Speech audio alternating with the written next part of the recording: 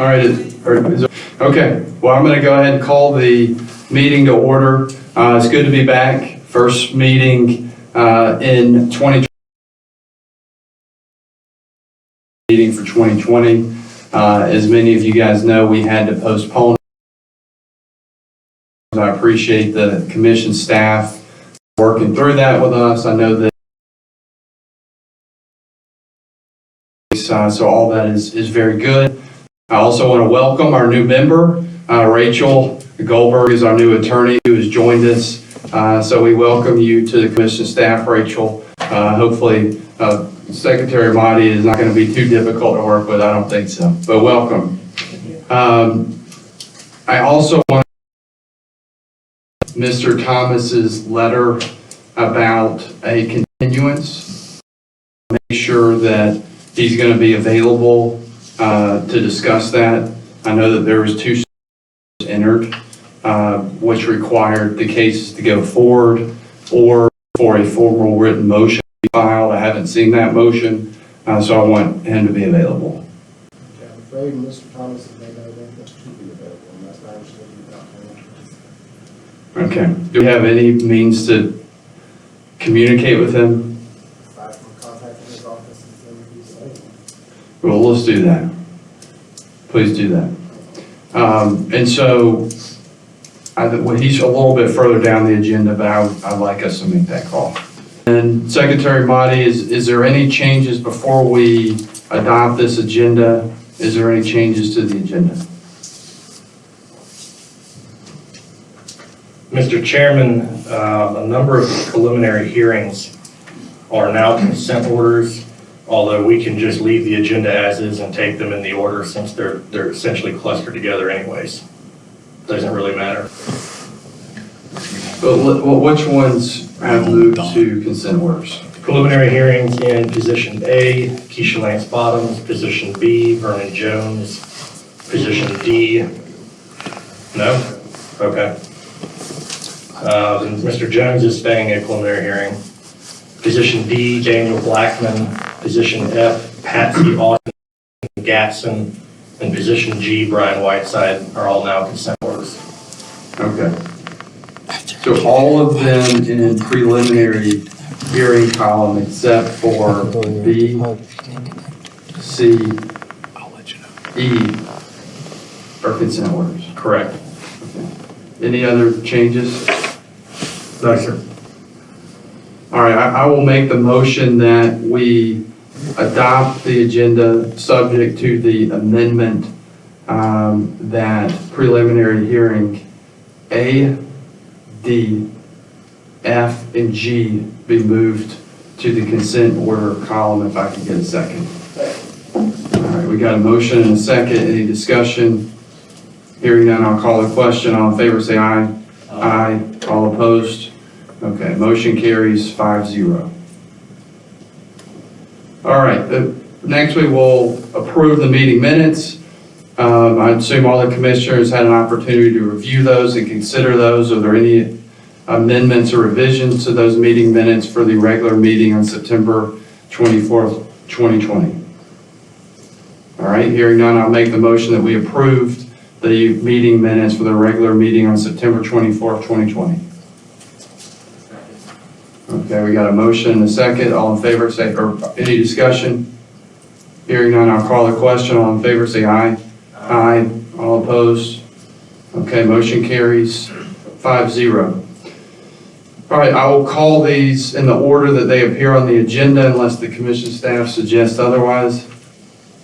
No? Okay. So first consent order is in the matter of United Milledgeville Baldwin County Committee, and it looks like Mr. Cusack, that's yours, so we are ready when you're ready.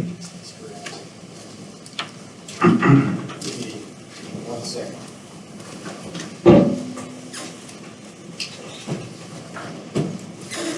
And before we get started, is there anyone on behalf of the complainant or respondent for this matter?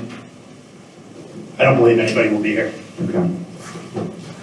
Commissioners, this is case number 2015-0046. This is in the matter of United Milledgeville Baldwin County Bout Committee. If you remember, during the September 24th meeting, we actually had the opposite, we had this issue pop up with another ballot committee in which they were arguing against the Milledgeville and Baldwin County consolidation of the government. So this is the opposite, their opposition to that. This is the ballot committee that was for consolidating the government.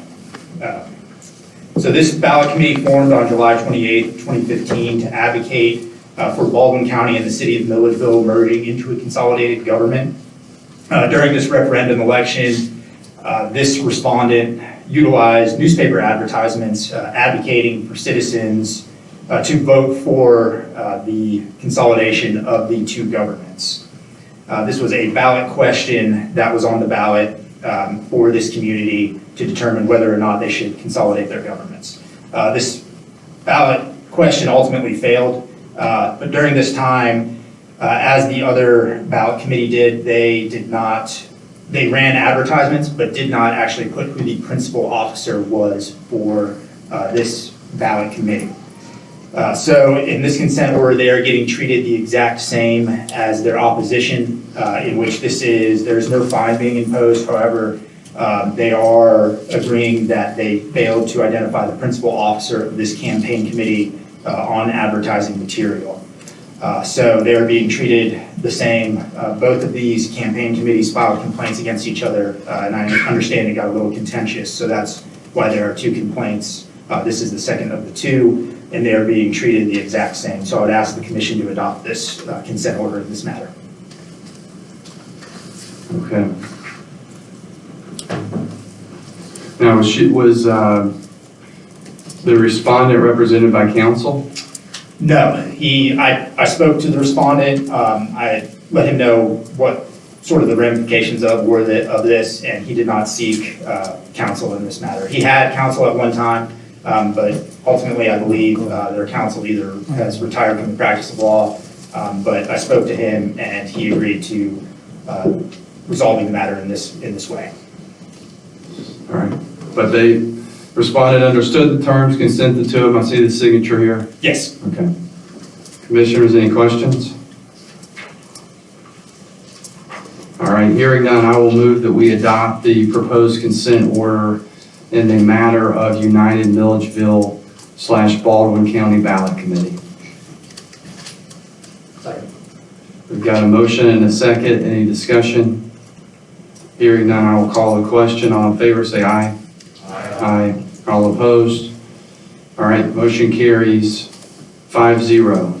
And next, we've got the 2018-0058 and 2018-0109 in the matter of Sabrina McKenzie. And so I guess this is two complaints. Yes, they're consolidated into, one consent order. And is anyone here on behalf of the respondent or complainant? I don't believe they will be here today.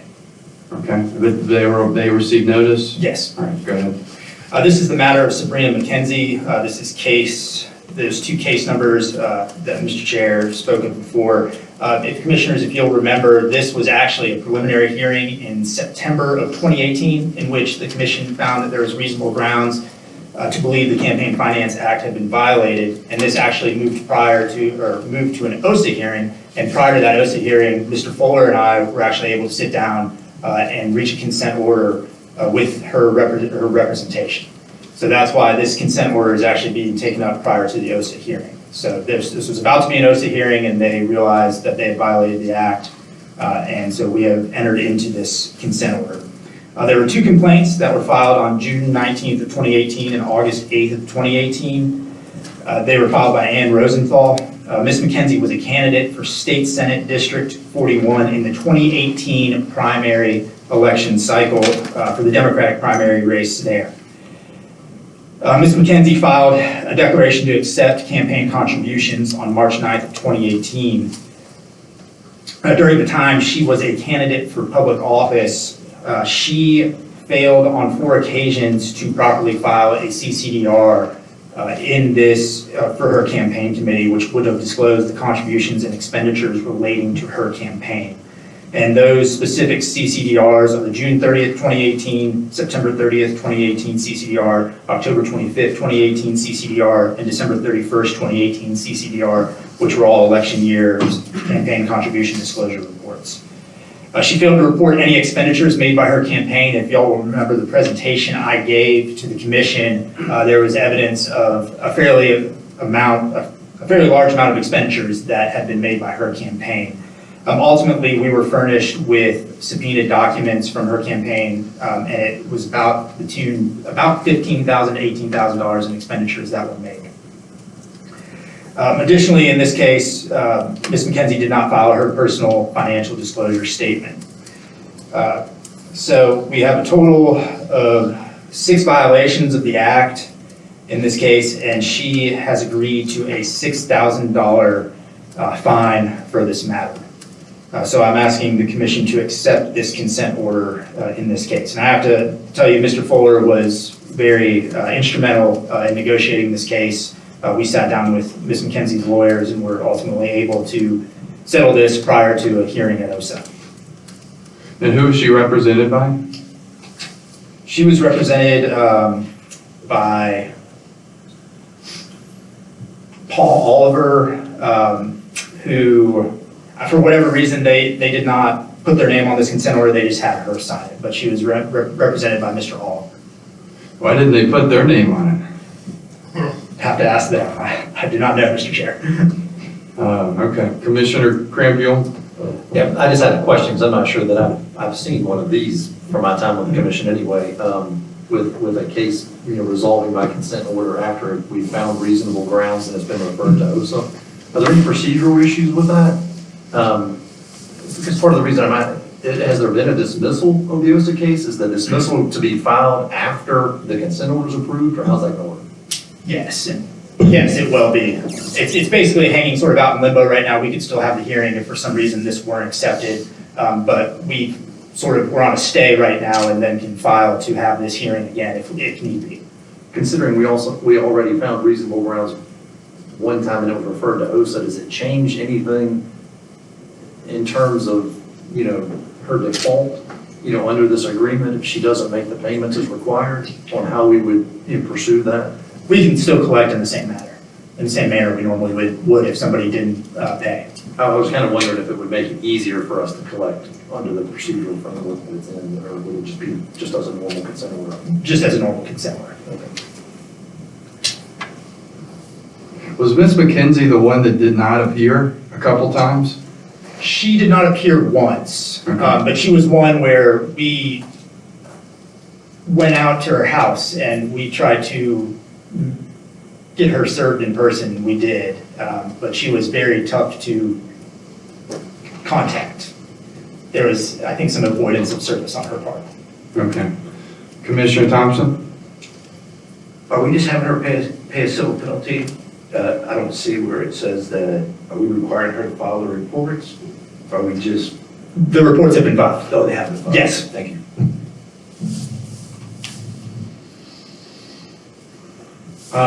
Okay.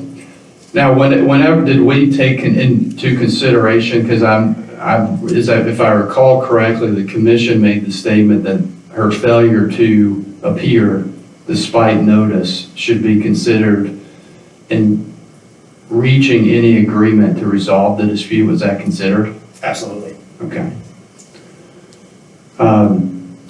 So she was served, she understood the terms, she was represented by counsel, and she's agreed. Yes. Commissioners, any other questions? Hearing none, I will make the motion that we adopt the proposed consent order in 2018-0058 and 2018-0109 in the matter of Sabrina McKenzie. Second. We've got a motion, we've got a second, any discussion? Hearing none, I will call the question. All in favor, say aye. Aye. All opposed? All right, motion carries 5-0. Next, we have, and I believe this is now consent order 2018-0059 in the matter of Keisha Lance Bottoms. And who on behalf of the commission? Looks like Mr. Amati. will be presenting that. And is anyone here on behalf of the complainant and the respondent? Okay, Hiding behind a pillar over here. good. So first we will hear from Mr. Amati and then Mr. Miller, if you have any statements to make after Mr. Amati, we'll hear from you. Secretary Amati, go ahead. Thank you, Mr. Chairman. As the commission is well aware, an audit of the 2017 mayoral election was ordered some years ago. Ms. Bottom's case appeared at the last meeting in 2020. It was specially set for this meeting. There was some lack of communication at the time, but Mr. Miller has since been brought on as counsel, and shortly after Mr. Miller was brought on as counsel, the Bottoms campaign complied with the subpoenas, provided us bank records. We were able to complete our audit. As a result of that audit, we were able to confirm what outstanding debt she had, which debited down the amount of the original allegations following the closing of the general election. We were able to confirm some repayments or refunds for over contributions. And ultimately, we were left with this order, which Mr. Miller and I have been working on, and the Bottoms campaign and staff have agreed to. And the findings of fact of the audit, after a review of the bank records and the internal data, is that the campaign accepted $6,900 in campaign contributions, which exceeded maximum limits from aggregate donors, and that there was between a failure to elect for separate accounting, so the filing of the Form CUSA, which would have allowed her, had she filed it, to double max out at once, and exceeding outstanding debt that she raised post-general, credited towards the general. There was a improperly acceptance of $110,797 in contributions between those various types of violations, some of which, purely procedural with the Form CUSA, others which wouldn't have been permissible given the amount of debt. As a result, the campaign has agreed to pay a $37,000 civil penalty and admit the violations. I know we heard a similarly situated case a number of months ago in the Norwood campaign. I would say, and I think Mr. Miller would agree, that this penalty and fine assessed is consistent in scope and proportionality to that. I think this is a fair outcome, and I would ask the commission to accept the consent order. Okay, Mr. Miller? Thank you, Mr. Chair. And, as the executive secretary alluded to, this matter is a uniquely long and complex history that can be owed to, health issues, the pandemic, any number of things beyond the control, and then, frankly, just a little confusion. But at the end of the day, the mayor's been consistent in her insistence that the complaint and the additional allegations don't point to any sort of intentional nefarious act. And at the end of the day, the issue that we have here, as the executive secretary alluded to, is filing a single form and as allocating contributions for an election. And so the bottom line, and this was important, for us to elucidate, is that what we're talking about here is not over limits in the sense of what the general public considers, $2,600, $1,400 for an election in 2017. This is about allocation of debt. And at the end of the day, the mayor has determined that it's in the best interest for her, for the citizens of Atlanta, for her to be able to turn back and focus on what is important right now. And I think what we can all agree is one of the most extraordinary of times.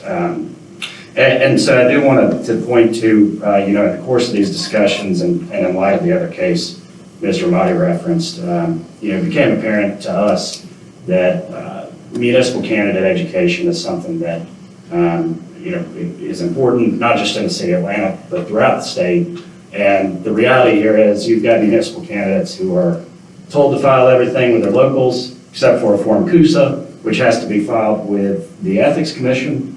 And setting aside the purpose of a CUSA, particularly when you have a candidate here who was allocating for each election already, was allocating to different elections. The real issue is making sure all of our municipal candidates are frankly singing from the same sheet of music. And the audit that this commission undertook of both candidates shows that it just simply didn't end up being the case. And I think moving forward, this will set things, at in a better place for municipal candidates in the city and throughout the state. And as I mentioned at the top, at the end of the day, the mayor wants to maintain transparency. As Mr. Motti alluded to, we voluntarily complied with the request for documents. And the mayor's not afraid to admit when she makes a mistake. But again, the mistake here is a form. The mistake here is allocation. And so at the end of the day, we asked the commission to agree to this consent order so that we can move forward. Thank you.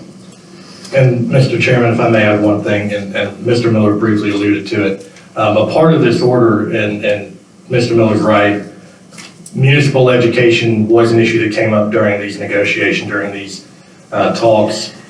Obviously, we have a training staff, and that's part of what the commission staff does. Like many businesses, we have ramped up the online sort of webinar aspect of what we do. Previously, we would do online trainings, we would do in-person trainings. Candidly, in-person trainings are much more efficient, much more effective. But during this pandemic, we just haven't been able to find venues where we could safely do that. We've only actually conducted one in-person training in the last year, and I did that at the Prosecuting Attorney's Council about a month ago to a small number of new DAs and solicitors general. The campaign has endeavored to help us provide a venue that is big enough to do a municipal court training safely so that we can have an in-person municipal court, municipal election education class in the 2021 cycle, which we appreciate that. Okay, thank you, gentlemen. Commissioners, comments, questions? Yeah, Commissioner Barnum? Yes, just a quick question for Secretary Alani.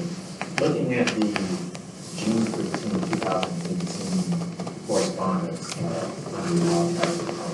two allegations, is it the staff's belief that this consent order covers both allegations and resolves all allegations in the complaint? Yes, sir. And then if you look to the second page under the holdings, on the fourth little paragraph, we do include that any and all other allegations raised against respondent are deemed to be either actionable, unfounded, or otherwise permissible under the law. So the original allegations were permissible or not actionable. So those are being dismissed.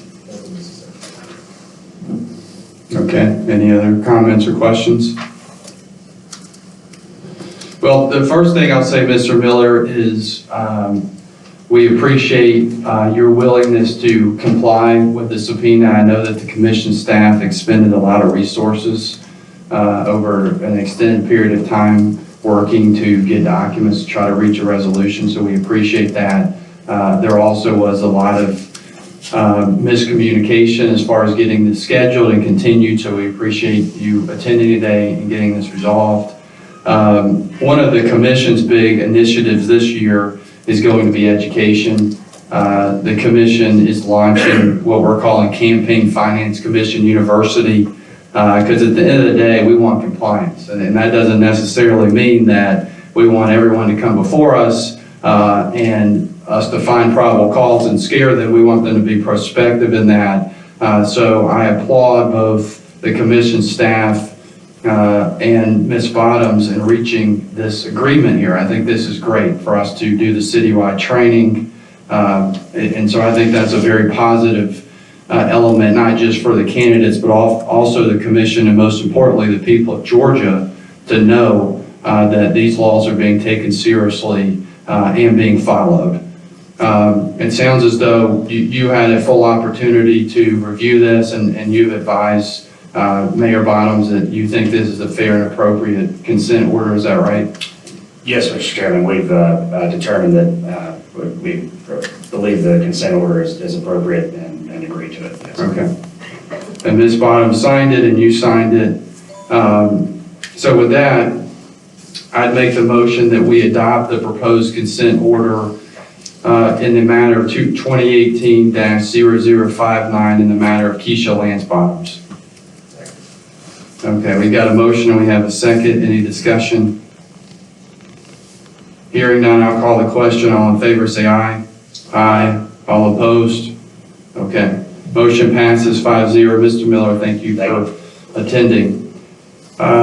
So next consent order we have is, and correct me if I'm wrong, but I believe it's 20-054-C in the matter of Daniel Blackman. And Mr. Cusack, you will be presenting that. And is anyone here on behalf of the complainant or the respondent? This was filed by the commission, but the respondent will not be present today. Okay, and is the complainant attending? And I want to make sure we have only one person on Yeah. our We were the complainant. This was filed by the commission. Oh, got it, good. Okay, go ahead. This is in the matter of Daniel Blackman. This is case number 20-0054-C. This was filed by the commission on August 14th of 2020 of this year. Mr. Blackman was a candidate for the Public Service Commission District 4 post. This election actually ended 2 days ago. This was one that was in the runoff. He advanced to the general election runoff, which was held January 5th of this year. He filed his DOI on December 4th of 2019 and qualified to run for office on March 6th of 2020.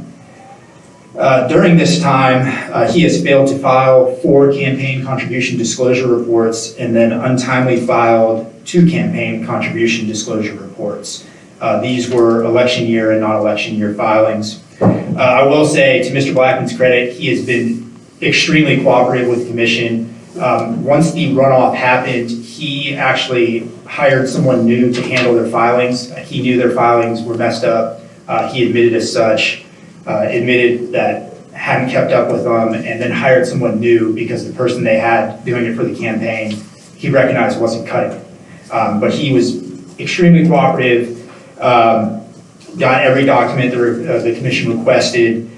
So ultimately, we're left with 6 violations of the Campaign Finance Act for failure to file these campaign contribution disclosure reports, and he's agreed to a $5,000 fine in this matter. So he has, since the election was 2 days ago, he was obviously very busy.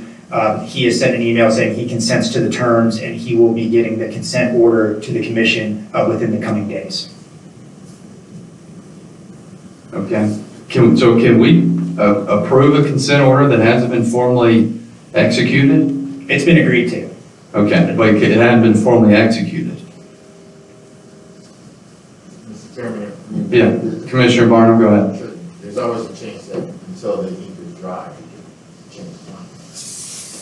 There is that chance. I have an email from him saying I consent to the order that's been attached to this email. But in the matter of expediency, I imagine bringing this forward in front of the commission in the next month, when this has been agreed to, probably is the best use of resources. And also, we have agreements at the last minute oftentimes here.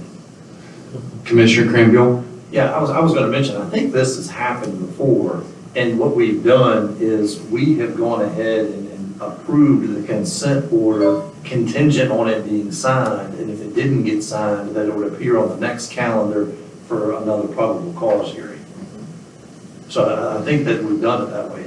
Yes, and I would be prepared for a hearing if, at the next meeting, if this were for whatever reason to be not executed. But I fully expect to have the consent order by the end of the week.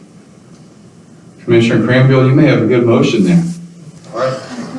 I'll move to, any other discussion before we comment? I'll make a motion to approve the consent order contingent on receiving the signed copy from the respondent, and subject to the term that if it's not signed, in the next 60 days, that it will appear on the next calendar for a probable cause hearing. Second. Okay, we have a motion and a second. Any discussion? Hearing none, I'll call the question. All in favor, say aye. Aye. All opposed? Okay, motion carries 5-0. So next we have matter 20-0060-C in the matter of Patsy Alston Gatson. And Mr. Cusack, that is you Yes, and Mr. Morgan is representing Ms. Austin Gatson, and so he is on the Zoom call. Okay, great. So let's make sure he can hear. So we will let him unmute his mic right now. He said we. Good morning, everyone. And he's been Good morning, everyone. Can you hear me? We can hear you.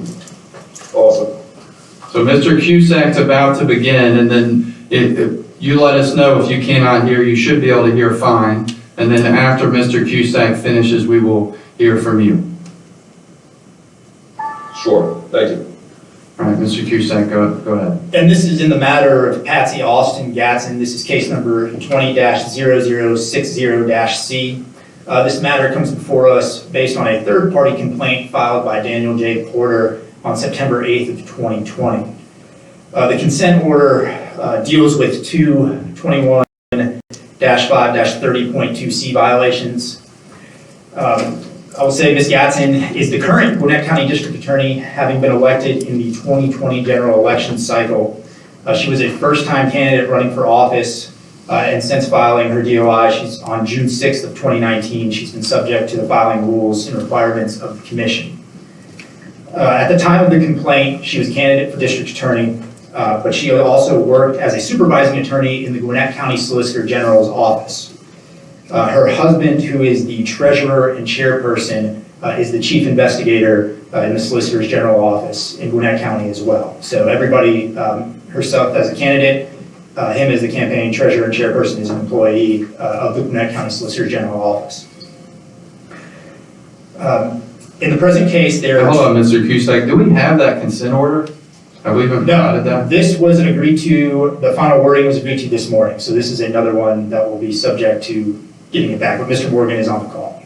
Okay, go ahead. I would just like to see the terms if I could, but you'll let us know what they are. Yes, and I can read them verbatim, which is what I'll do for the rest of this.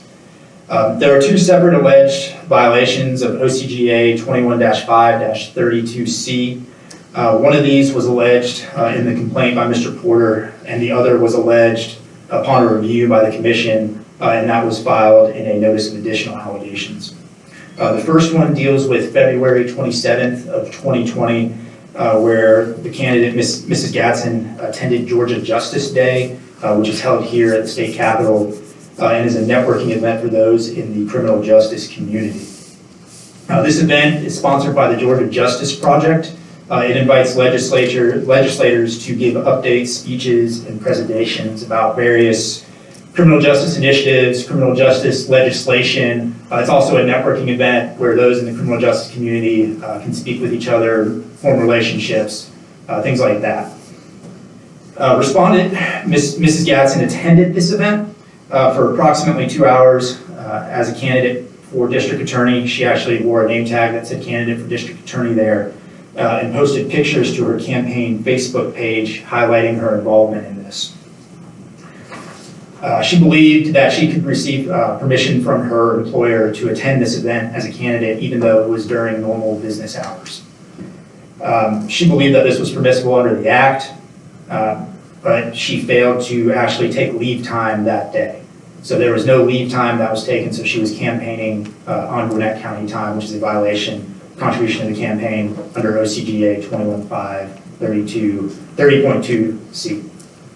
The second 30.2 violation is on August 13th of 2020, where Mr. Gatson, who is the chairperson and treasurer, and is the chief investigator in the Gwinnett County Solicitor General's office, went to Hall County to secure a search warrant as part of his official duties for a case that they were working on. While meeting with one of the judges and chambers there and other Hall County employees to secure this search warrant, Mr. Gatson handed out campaign business cards to the judge and others present while basically talking about his wife's campaign, how, I guess, campaigning for her would be the way to term it. Those actions constituted campaign activities in his official capacity as an investigator while he was on Gwinnett County time, and he failed to take leave time during this time. So that was another OCGA 21-5-30.2C violation. We'll say there was some other, as with the mayor's case or with Ms. Bottom's case, there were some other things alleged in this complaint that are not being pursued by the commission, given that they were either lawful or there weren't enough evidence to proceed. So these are the two violations. There's two violations of law here for those 21-5-32.c violations, and Ms. Austin Gatson in the campaign has agreed to pay a $2,500 fine to the commission for these violations. And I assume the rest of the terms will just be similar to the template consent order? Yes. Okay. And what, Ms. Gadsden's attorney, repeat his name again? Sure, it's Andy Morgan. Okay. Mr. Morgan, whenever you're ready, we're ready for you. Yes, I concur with everything that Mr. Cusack said. This was an inadvertent situation. Ms. Gadsden believed that since she is a salaried employee and normally is able to make up time for work during the day and during after hours, she thought that it would satisfy the requirement.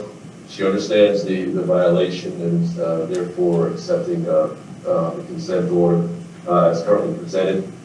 Same thing in the case of her husband, who happened to be overzealous at the point, because clearly there are no voters in Gwinnett County that he was doing within Hall County. But it was an unfortunate situation. They recognize that as well and accept the order with respect to that situation. I do have her signed counterpart in my email, Okay. which I'm prepared to send over to Mr. Cusack, assuming the consent is accepted. Thank you, Mr. Morgan. Commissioners, any questions, comments? Commissioner Thompson? So help me understand who this case is against. Because we're saying that two different people violated the Campaign Finance Act because they were employees of the same agency. So is it just against her? Is it against both her and her husband? Or is it against the campaign or all three? I'm a little confused on it. It's going to be against the campaign. It came in, we separated it out as to her and the campaign. The husband's an agent of the campaign, but ultimately, there was a separate case opened up against him, but since it all was part of this arrangement, it will be put into this case. So I guess you could say it's all three, but Whose side of the consent order? Miss Austin Gadsden.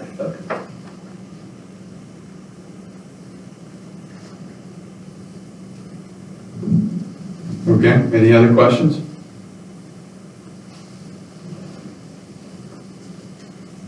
None from me. So, Mr. Morgan, you have reviewed the terms of this consent order, you advised your client, and you believe this is a fair and proper resolution of this matter? That is correct. We've gone back and forth, made some changes, and my client has reviewed it. Up until this morning, we discussed it again, and she has sent in signed counterpart following that discussion and review. Okay. Mr. Chairman, one more question. Yeah, sure. Commissioner Thompson? Who's paying the civil penalty? It'll be the campaign. So we're going to use campaign funds to pay this campaign civil penalty? Yes. Okay. Okay. Well, Mr. Morgan, I'll say we appreciate your client taking accountability here and getting this resolution and working with the commission staff to do so. That results in the most efficient use of our rather limited campaign staff resources. It sounds as though you have advised your client and she has accepted this and she's executed it and will be sending that executed consent order along. So with that, I will move that we adopt the proposed consent order in the matter of 20-0060-C in the matter of Patsy Austin Gadsden.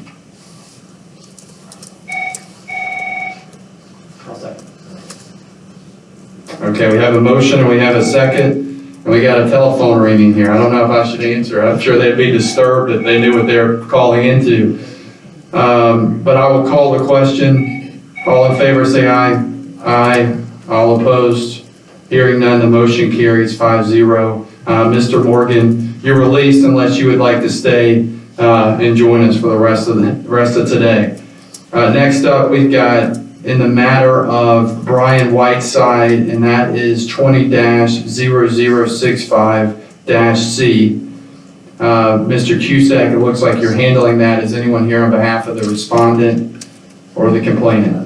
No, the complainant is the commission filed complaint, so Okay. it's my understanding the respondent will not be here. And this will be another consent order that will be, I guess, would be accepted, subject to getting a signed copy. And before, hold on one second, and I want to make sure that Mr. Thomas, have we attempted to reach him? Have we called his office and sent an email? He's been non-responsive.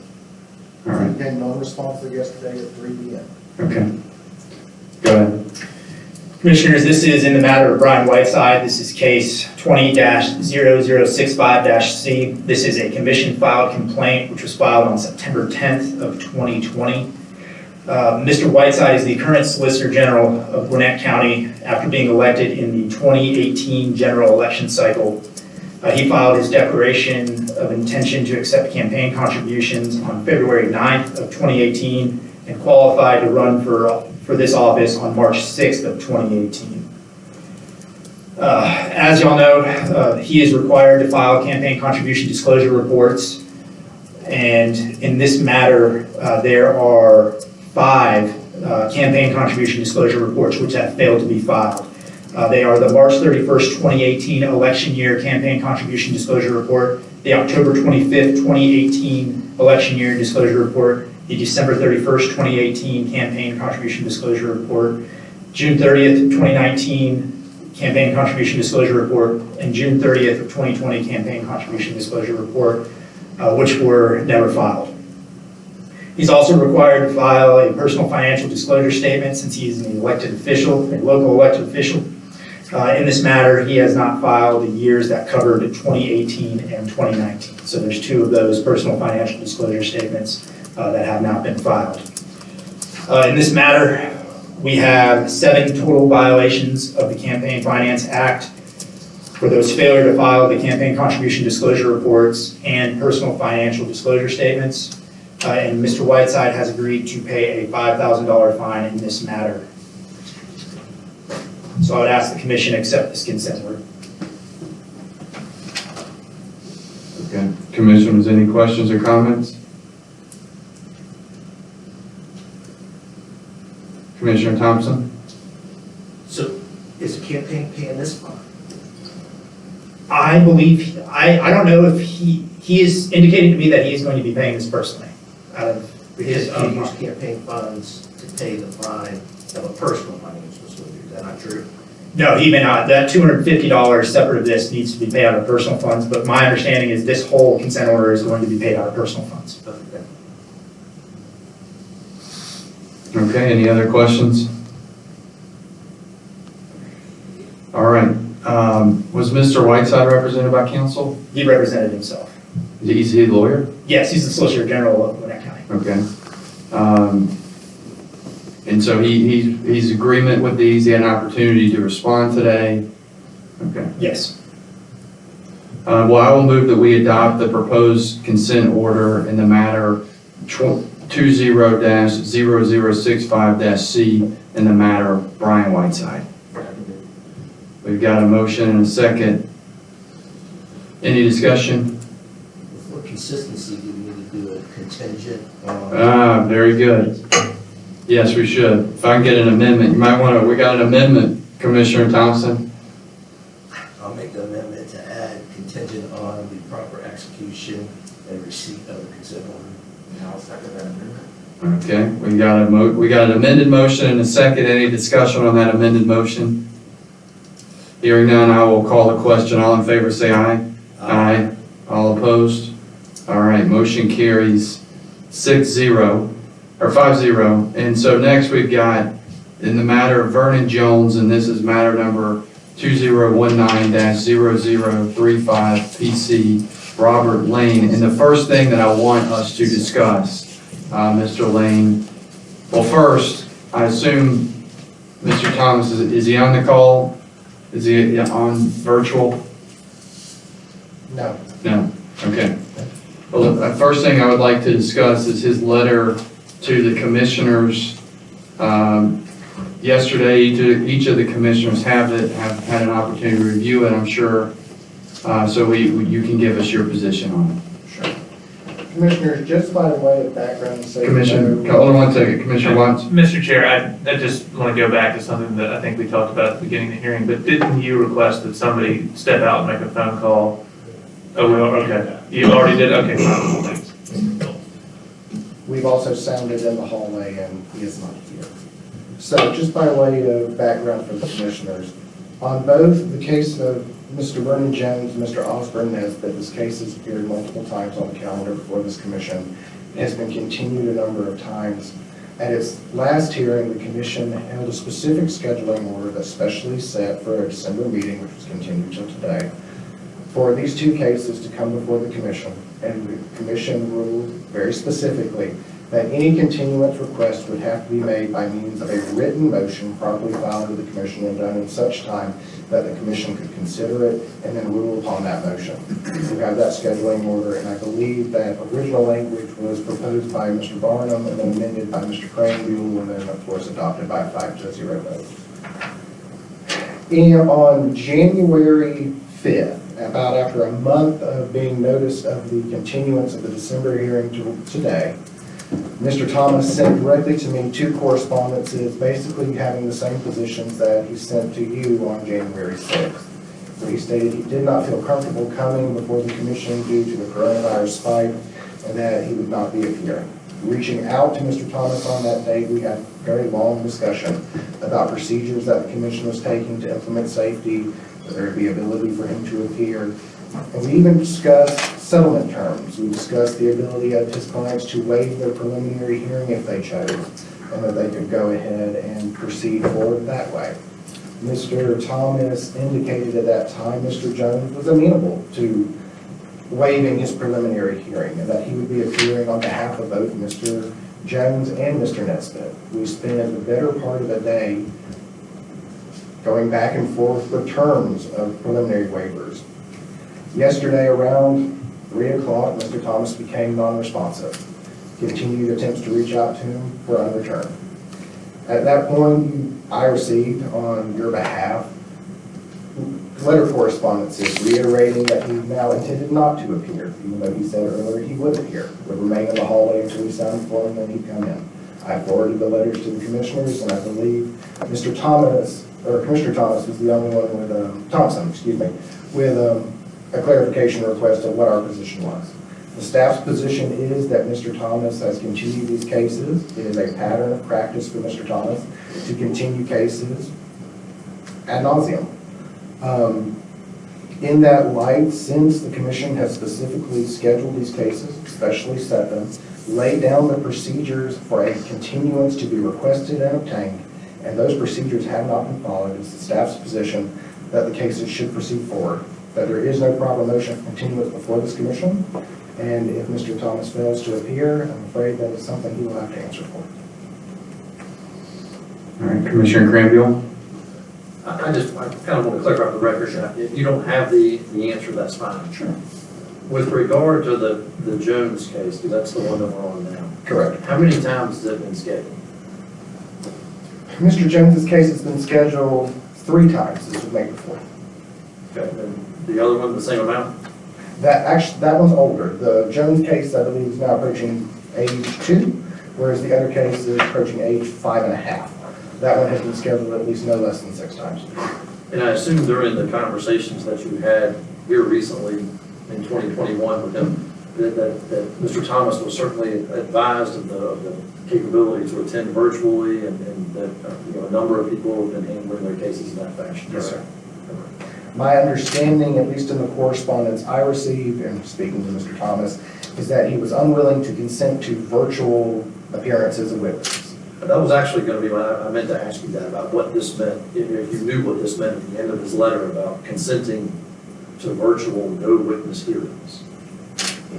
The explanation I got, and as charitably as I can explain it, is that he just feels that it's violative of due process. as I understood his position. All right, any other questions from the commissioners? Commissioner Watts? So I do not agree with continuing either of these cases that we're talking about, but one thing I do think would be helpful in situations like this for the staff going forward is I'm looking at the letter to Mr. Thomas on December 9th, 2020, that actually sets or provides notice of the January 7th rescheduled December 10th meeting. And when you have location as where we're sitting today, I would also put the fact that they can Zoom in virtually. Moreover, on the commission's website, while with the notice for the January 7th meeting, it says it will be held in this building, and then it says, in keeping with recording, any who would like to watch these hearings to do so using our live stream. I think, again, it would be helpful for the commission to add Zoom, and that you can participate, and you can, participate as either a candidate or counsel for the candidate, what have you, so that we don't run into any notice problems. Not that we have them here, because the conversation has been had, just that we avoid anything like this in the future, especially during the pandemic. Okay, any other questions or comments? The only Okay, thing I would remind for the commissioners, just since it's a new rule, the commission adopted a new rule upon electronic hearings, just so the commission knows that if someone objects to an electronic hearing, which has been known to happen, the commission must make an affirmative finding ordering that they have to participate by electronic hearing. So the participation is voluntary until such time as you tell them it is mandatory. That's the only, kind of for your information, y'all may find helpful at some point. all right, Commissioner Watts? So to that point, what is the rule then, or the provision within the rule Sure. For bringing that before us prior to the hearing? That was the general idea behind that you have to get us the motion for your continuance in enough advance time that we can get 5 commissioners on the telephone so you can have virtual hearing and then force them to appear. So what's the time period? What's enough advance time? I would argue that the advance period of time would at least need to be 72 hours. All right, so another suggestion would be, let's put a time limit in there, a definitive time limit into the rule. Because, I mean, it's not, I know our schedules can be a little bit, hard to get, but I mean, a 5-minute conference doesn't seem that absurd to just clarify whether someone needs to appear virtually.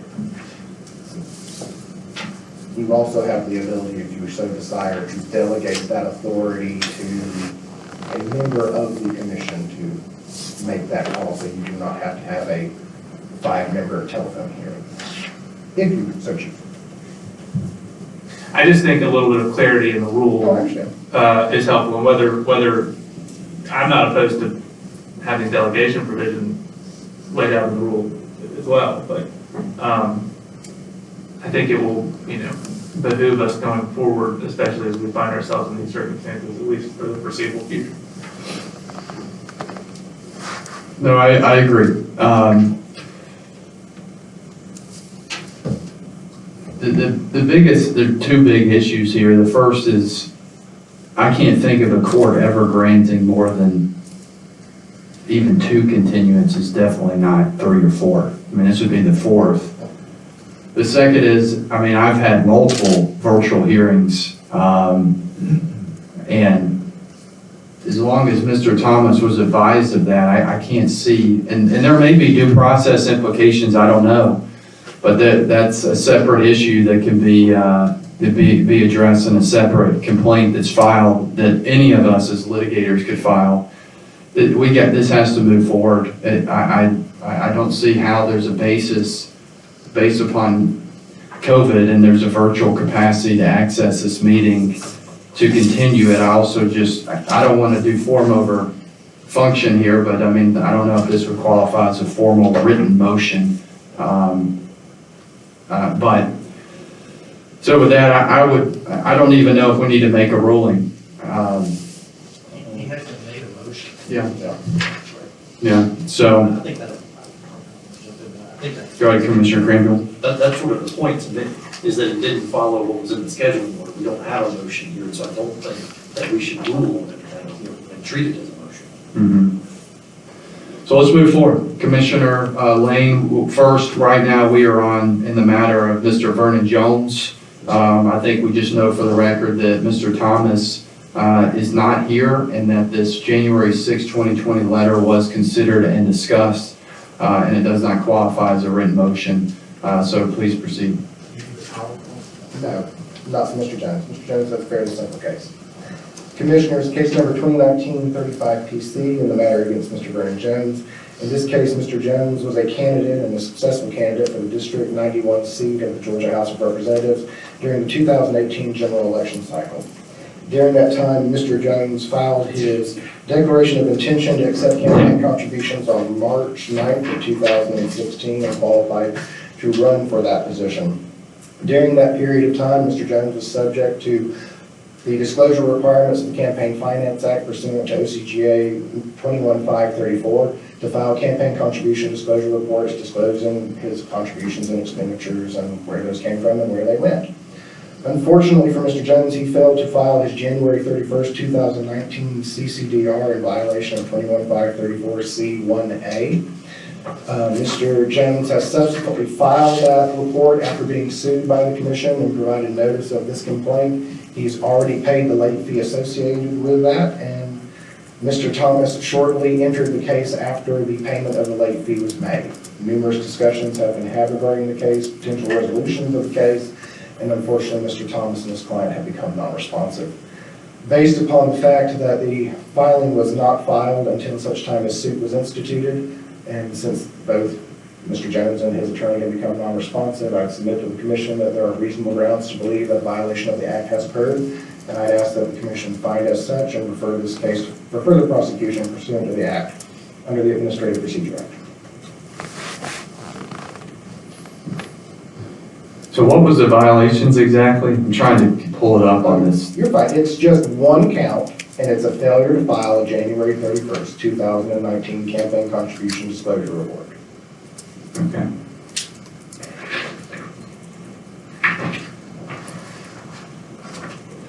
And who filed the complaint? It was sua sponte by the commission. Was this just as a result of an audit? Just one of our, Yes, sir. okay. Commissioner Granville? If you said this, and I missed it, I apologize. What's the $125 payment? It's a late fee. Under the terms, it's 21534K. Every pleading, or not pleading, every disclosure that is filed late or is not filed at all is automatically assessed a $125 late fee, which is subject to an escalating fee payment schedule. By operation of law, it can get all the way up to $1,375. So he's already paid the $125 fee, and I think he paid it within about 5 days of getting served with the complaint. So it stopped escalating. But now he's subject to civil penalty, which can go all the way up to $1,000 pursuant to 2159. Okay. 6, yeah. Oh, commissioners have any other questions or comments?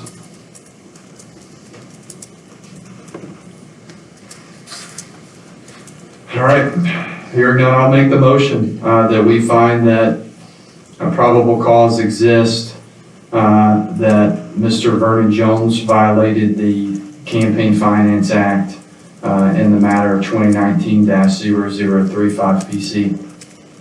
Second. We got a motion and a second. Any discussion? Hearing none, I will call the question. All in favor, say aye. Aye. All opposed? Motion carries 5-0.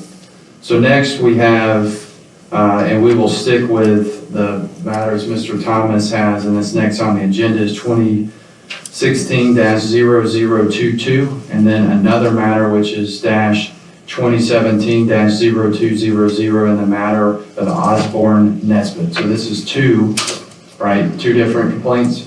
They are actually the exact same complaint filed 1 year apart, roughly. Okay. And if I understand correctly, I believe the complainant may be with us. Okay, is the complainant here today?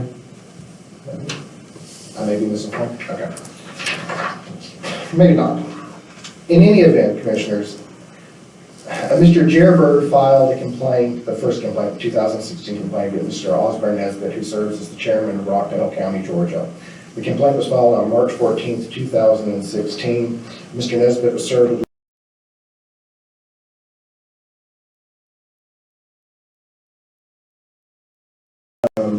notifying him that he had been charged with accepting contributions and making campaign contributions prior to the filing of his declaration of intention to accept campaign contributions. As the commission is aware, pursuant to Official Code of Georgia annotated 21.530 subsection G, no candidate is authorized to accept campaign contributions, nor is a candidate authorized to make campaign expenditures, including their own funds, until such time as they notify the commission through the filing of their declaration of intention to accept campaign contributions. In this case, Mr. Miller's rallies prior to the filing of his declaration of intent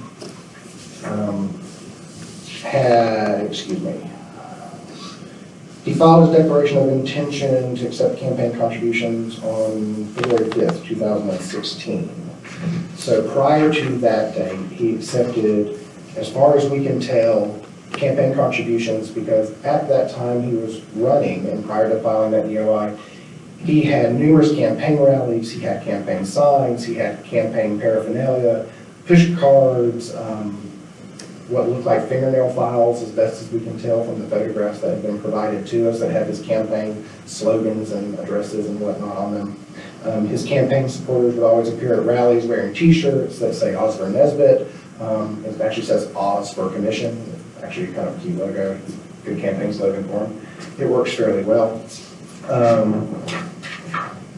And I don't think this is untoward, but in speaking with his counsel, one of the original defenses that Mr. Nesbitt was going to raise was that he was using his own funds, that those don't have to be disclosed prior to the filing of the DOI.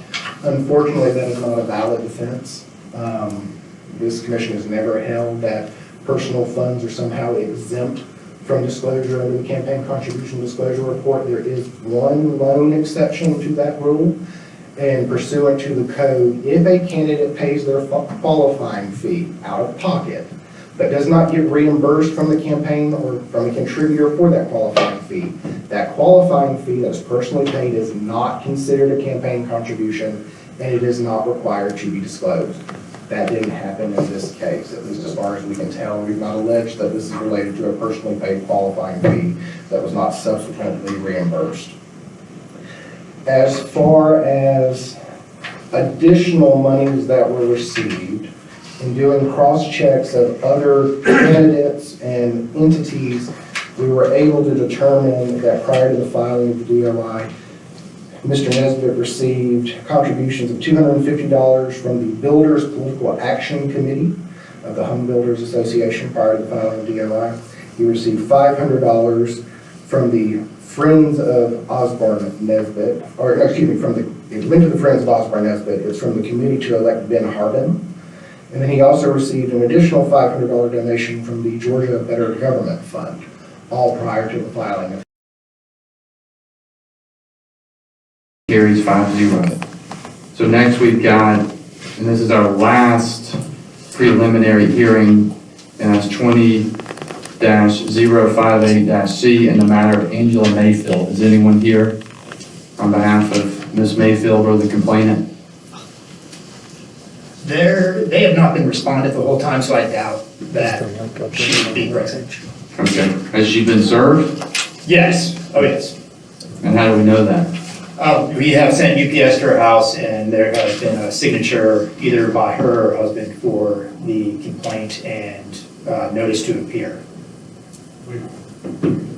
Yeah, Secretary Monty.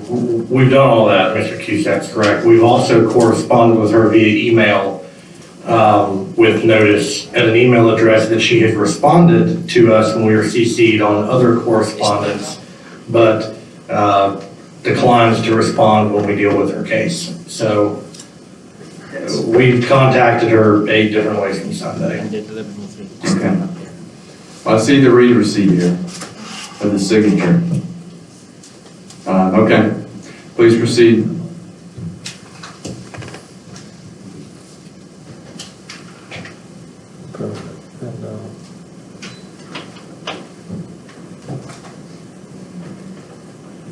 All right, Commissioners.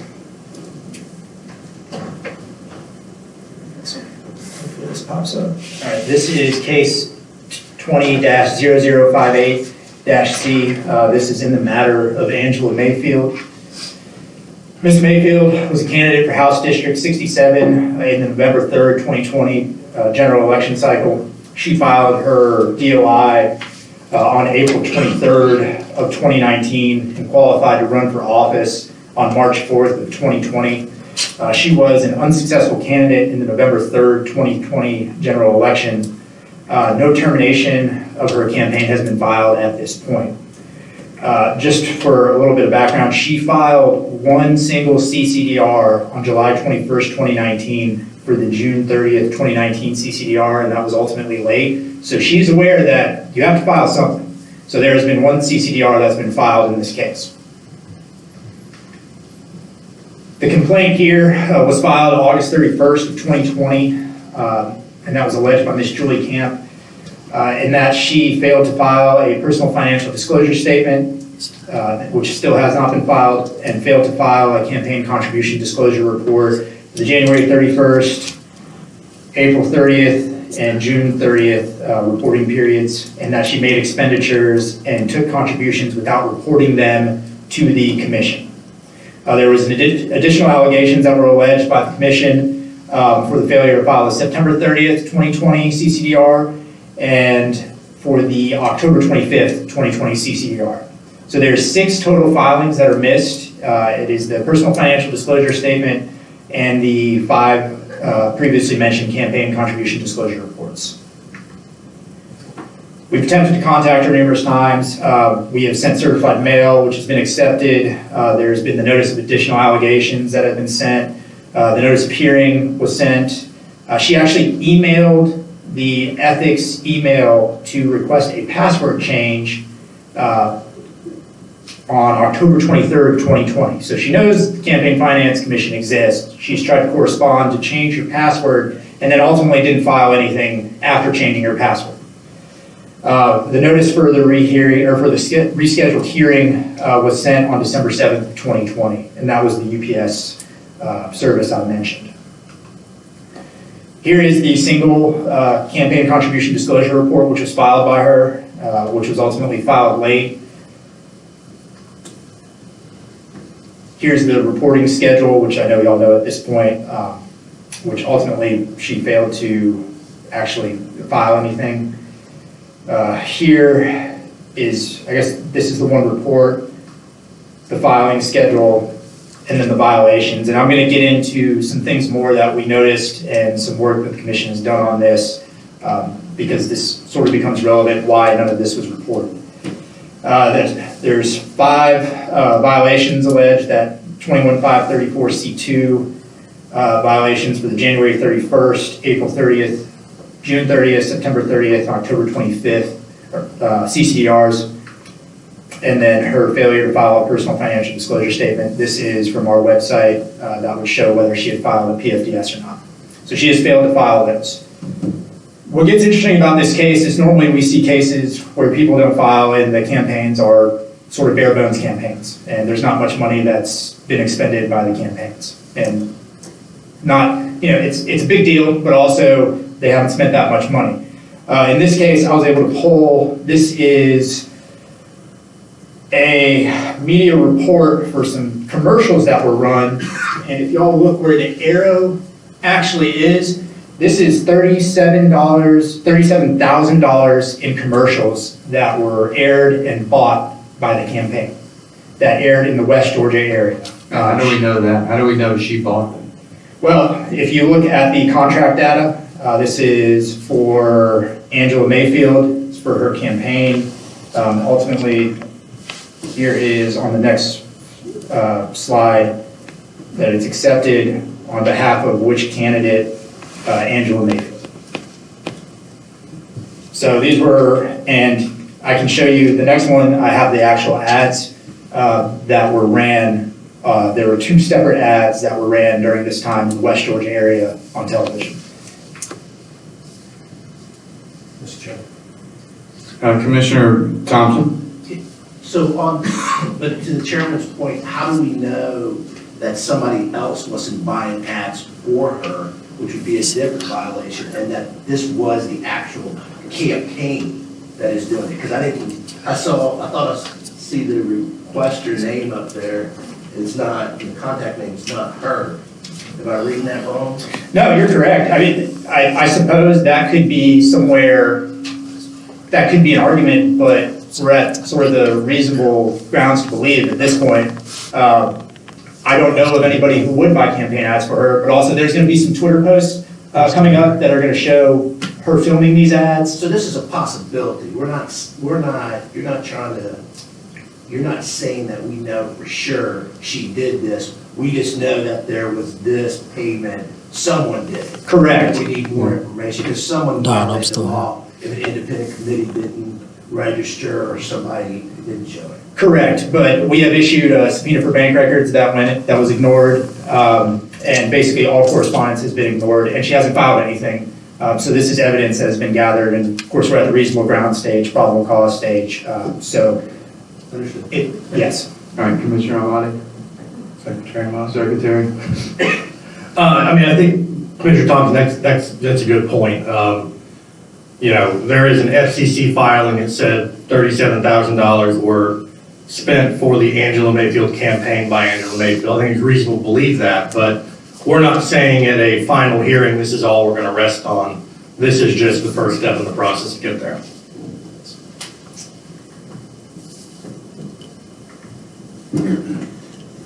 And here is one of the first ads. In life, like restoring an old truck, takes time. When I was in college, I was sexually assaulted. I was scared to report it, so I didn't. And like most survivors, I'm still rebuilding my life. That's why I was horrified to learn that our state representative, Micah Gravely, voted to make it harder to investigate rape on college campuses. That's just wrong. If Micah Gravely can't stand up for survivors, how will he stand up for us? I'm Angela Mayfield, and I'm running for State House because it's time to rebuild. And if you would notice at the bottom, it does say paid for by the campaign to elect Angela Mayfield on that ad. That's not cheap. No, and the production value is very high on this. It's actually a very good commercial, but it's definitely not cheap. Better than some commercials I put together back in the day. And here is the second commercial. Champion is accused of raping a woman at Stanford University. National outrage after receiving just a 6-month sentence for sexually assaulting a young woman. They proposed new rules on how colleges must increase protections for the students accused of sexual misconduct. Is Trump's shameful record on sexual assault. And in Georgia, Micah Gravely voted for Trump's changes, making it harder for victims of rape to seek justice. Stand up for Georgia's women. Vote no on Micah Gravely. So that's another one with high production value as well. Now, do we know that she personally, I mean, is there anything? This was on her campaign's Facebook page. And so she's very active on Twitter. This is something that I pulled, and this is October 7th, 2020, which is when the grace period ends for filing campaign contribution disclosure reports. And now there's a Goodwill Hunting meme on there. But it's working. Done. What she's saying is today's campaign financial disclosure day, where everyone puts the cards on the table and shows how much money they have and where they got it. My opponent is about to see, however, some newspaper hit job backfired on him. This is showing that she knew she had to file, but yet didn't. So she's aware of the obligation to file a CCDR and still has yet to file it for this reporting period. So I assume she was going to say she had a lot of money, but I don't think it's Twitter. This is one where she did some filming. If you look closely on, it says Mayfield ad. So that was, I assume, one of the ads that we saw. Obviously, there's going to be edits that cost money. So this isn't a small campaign we're dealing with here. She had candidate photos taken today that were, in her word, fancy. So I assume probably expensive. Go back. Commissioner Watts? Go back to the previous slide. Isn't that the same, I mean, she's right next to the truck, that's the same video you just showed. Yes.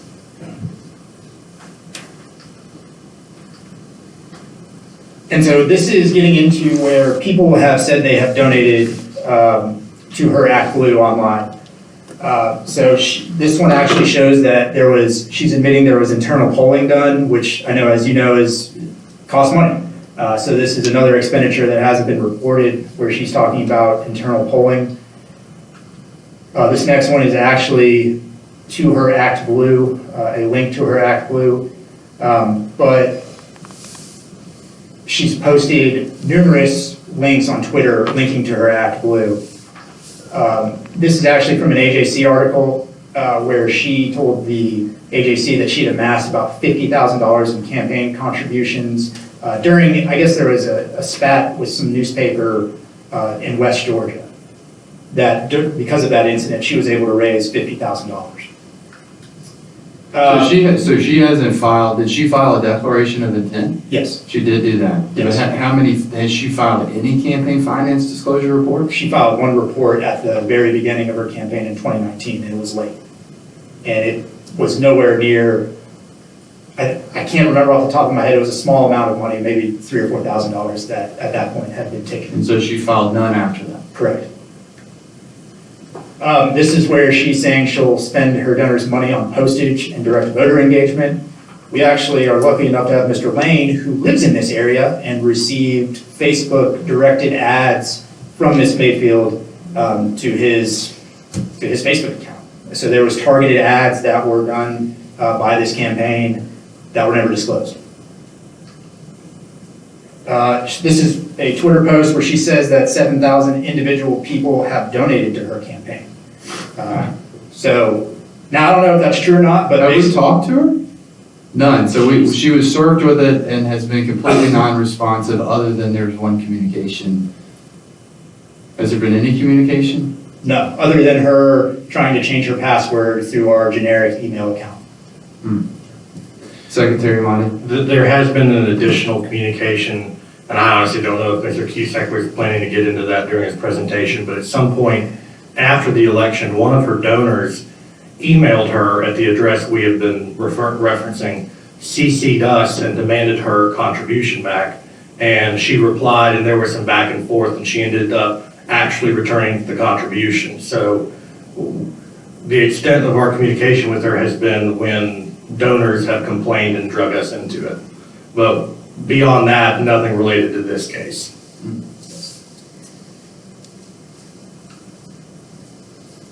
This is another where somebody had made a donation, take my money. I just made a donation from Kansas too. I donated it to you, so and I'm highlighting this to show that, she's saying she has so many donors, it's just that this is not sort of the typical case we deal with. You've seen the commercials, how much money was spent. We could be talking about $100,000 or more that was taken in and spent on a campaign, but we have no idea, that hasn't even shown up. So this is sort of, it's not really the run-of-the-mill case we deal with, but this is sort of on an extreme extent of not filing and then spending a ton of money. And then here's where she's saying she'd buy digital ads. So I believe by not filing that there's reasonable grounds to believe that the act has been violated, and I would ask that you find those reasonable grounds. Okay. Commissioners, any comments or questions? Commissioner Watts? Yes, do you have any intention of putting Mr. Lane under oath to discuss the direct Facebook engagement? At this time, no, but I'd love that opportunity. Commissioner Watts has some suggestions. As long as my witness fee check clears, I'll be happy to testify. All right, Commissioner Cranfield? I'm just curious, was the date of the Twitter post where she said today is filing day? Was it the correct day? That was the end of the grace period day where you can file without incurring a fine. So it was sort of, direct knowledge of knowing what day, not even what the actual day is, but the actual when the grace period ends, so. Was that the report that she actually filed? No, she didn't file this report. Yeah. I mean, this is just blatant defiance. Yes. I mean, showing an awareness of it, spending money, bragging about donations, and then refusing to file CCDRs. Yes. It's I don't mean to overstep here, but we do see a lot of these cases with small, uninformed, first-time candidates that run for the House, and they don't realize what they're supposed to do, and they end up having, raised $3,000 or $4,000. And I'm not defending that, I'm not excusing that, but this is, to me, just offensive. I mean, this is a potentially $100,000 state house campaign that thumbed its nose at laws that it acknowledged. And so we've been a little more aggressive in this investigation because of that. I mean, my other comment too is, as I've said, when these respondents are notified and refuse to attend, I think that needs to be taken into consideration. Absolutely. Okay, anyone want to make a motion? I'll make a motion. I move that we find a reasonable grounds that the campaign finance act is denied. Okay, we got a second. I'll just make a minor amendment just to note the matter number that probable cause exists that the Campaign Finance Act was violated in the matter of Angela Mayfield, matter number 20-0058-C. If I can get a second to that amendment. All right, we got a motion, amended motion and a second. Any discussion? Hearing none, I'll call the question. All in favor, say aye. Aye. All opposed? Okay, so I think we're done with preliminary hearings and consent orders. We will take a 5-minute recess for a restroom break for everyone, and then we'll jump into the remaining items on the agenda. I'm going to call the motion to dismiss just because there's a counsel here. Mr. Secretary Monty just informed me, so that way we can get him in and out. And so it looks like there are 4 matters. And who's representing Mr. the Kemp for Governor, Brian Kemp? Vincent Rousseau. Vincent Rousseau. So Mr. Rousseau, would you propose we address all these at the same time? Sure, that's fine. Okay. I will then call, and I'm just going to say the matter numbers just for ease. 2018-0057, 2018-0101, 2018-0103. I hope our court reporter's sticking along with me. And then 2019-0017. And we'll call those all at once. And is the complainant here virtually, or? I believe in the first complaint, 0057, the complainant is on Zoom. He's on Zoom, but our Zoom guy's out there. Can we take up one of the other ones first? I think, so you, would you like to propose to move to 2018-0101 and 0103? Yeah, hold on one second. Let's just hold on. I would like the complainant to be able to hear to the extent that they need to.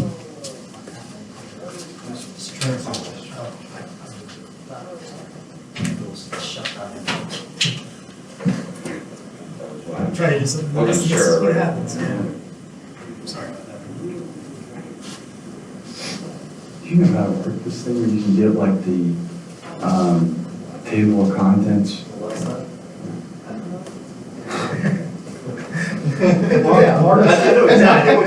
You did. I didn't even fully answer it. He's asking me.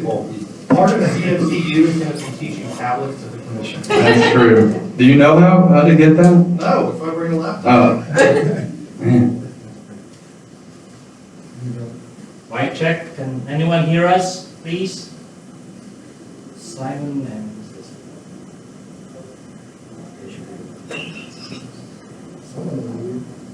Simon Bloom is here, I can hear you. Rob, appreciate it, sir, thank you.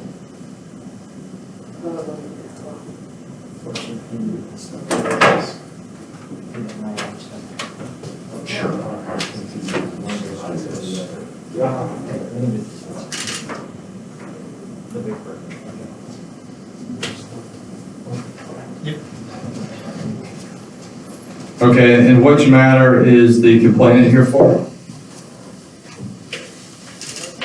Mr. Bloom is the complainant in this, in the first matter from 0057, and he is on Zoom. Got it. And Mr. Bloom, can you hear us okay? Yes, sir, I can. Can you hear me okay? We can. Okay, Mr. Rousseau, we'll go with 2018-0057, and we're ready when you are. Okay, would you like for the complainant to address the complaint first? No, you moved, the motion should be heard first, and then we'll hear from you. Sure. So this is a motion to dismiss complaint filed by Mr. Bloom in 2018 alleging a violation of OCGA 21-5-30.1 based on the allegations based on Kim for Governor, which is the governor's campaign committee, accepting contributions from regulated entities while then Secretary Kemp was Secretary of State for the state of Georgia. The statute at issue prohibits candidates, campaign committees, and persons holding office as an elected executive officer, that term is defined in the statute, from accepting contributions from regulated entities, which are also defined, it's also a defined term in the statute. The question here, I think the first question to start is whether the contributions or at issue were actually contributions under the statute, under 21-5-30.1.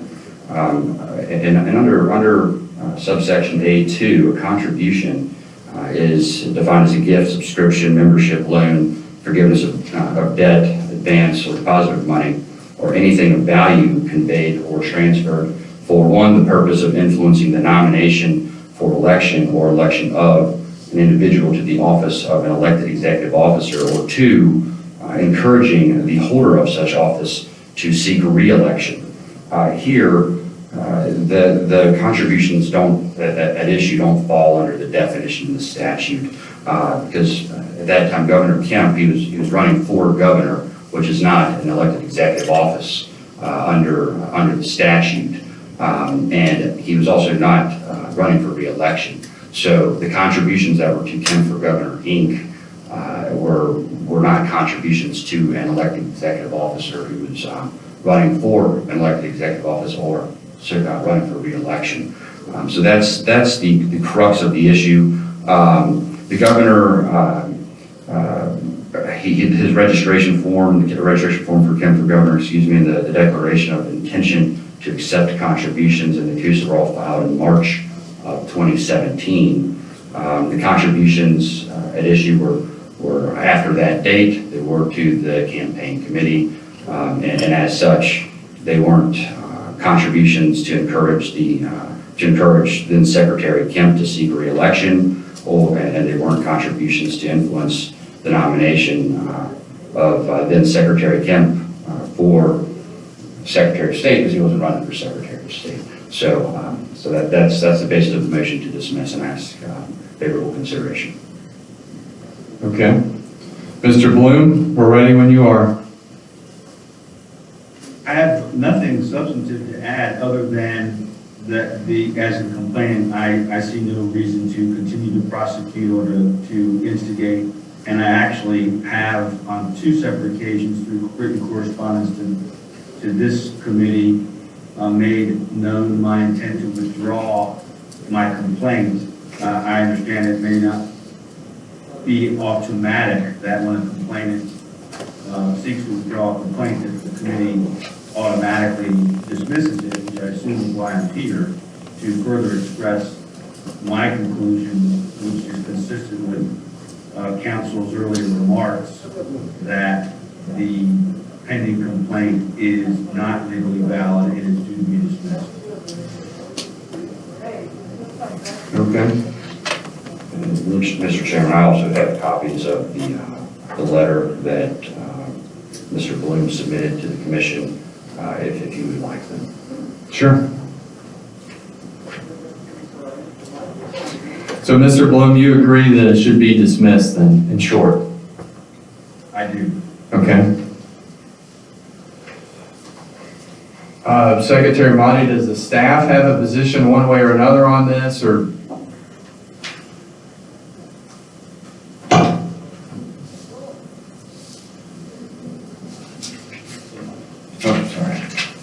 I'll just say that I've spoken with Mr. Russo about this. I've reviewed his motion. I reviewed the legal arguments he has made. I believe they're founded in the fact and the law, so I see no reason to disagree with Mr. Russo.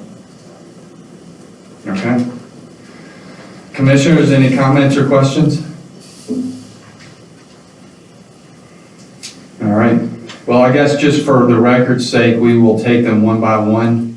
And in light of Mr. Bloom, who was the complainant agreeing it should be dismissed, in light of the arguments made by Mr. Rousseau and the staff position, I will move to grant the motion to dismiss in the matter 2018-0057 in the matter of Brian Kemp for governor and Brian Kemp for Secretary of State.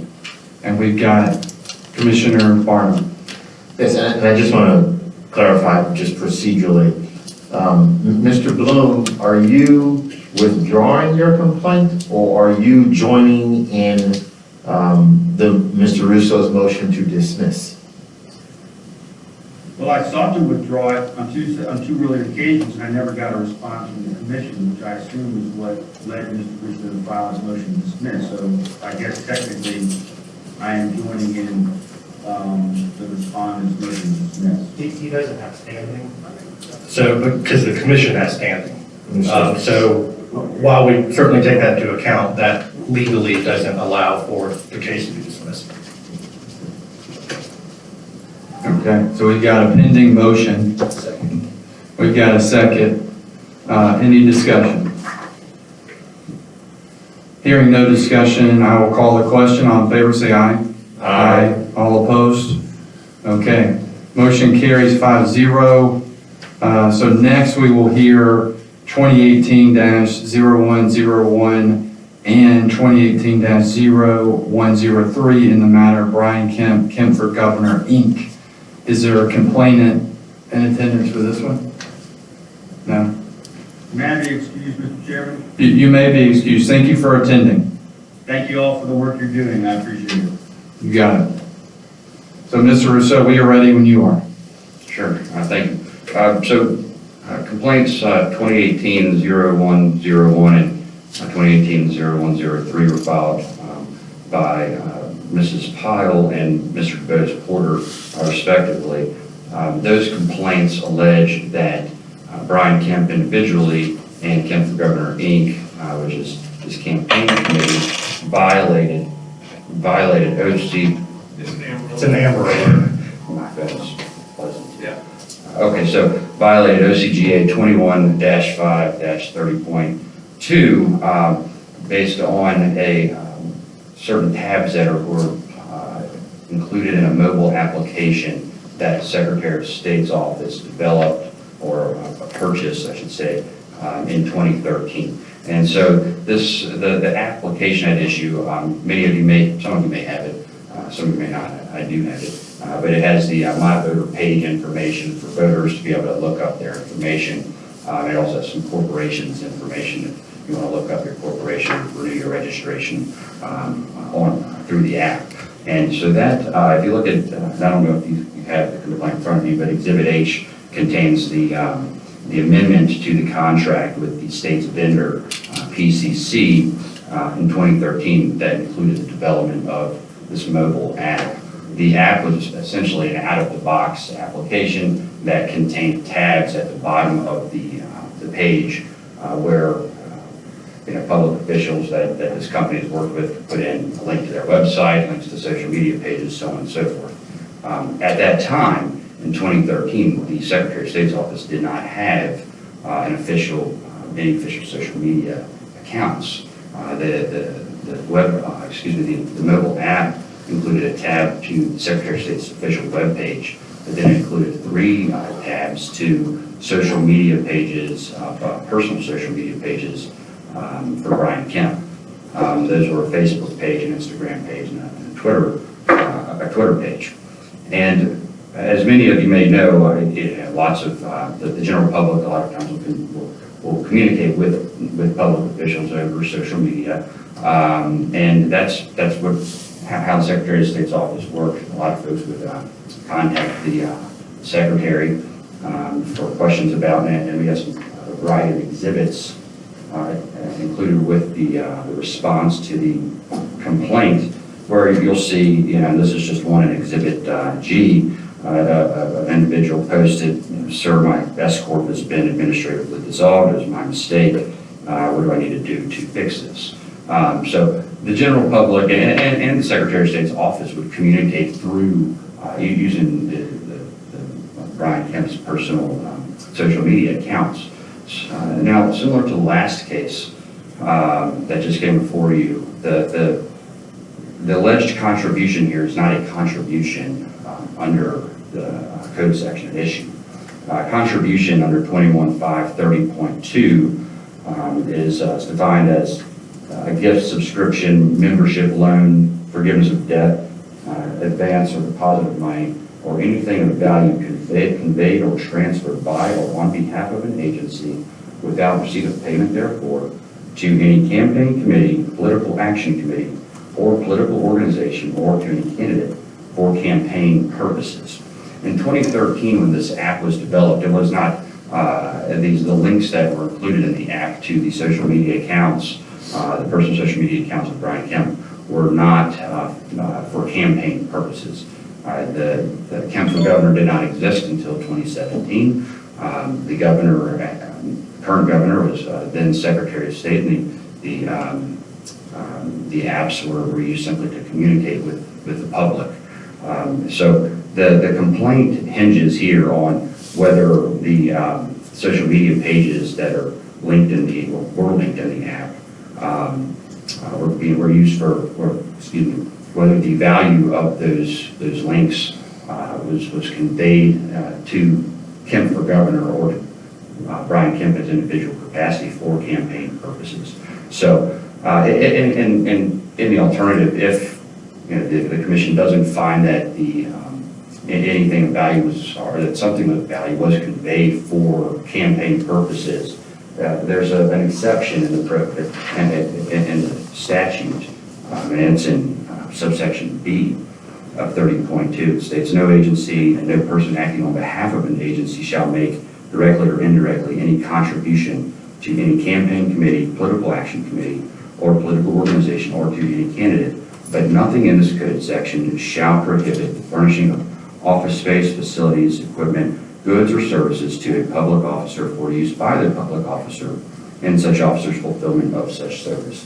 So if anything of value was conveyed in 2013 when this app was developed and these links were put up, then the exception, I think, applies, because the good or service, basically the link that was in the app, would have been used by then Secretary of State to communicate with the general public about when elections were occurring, if there were special elections coming up, if deadlines for professional licensing, for people to renew their professional licenses. And if you look through the exhibit, there are plenty of communications from the Secretary at that time to the general public on the website. So I would ask that let me continue. So the complaint is not against the Secretary of State's office. The complaint is against Kemp for Governor and Governor Kemp individually.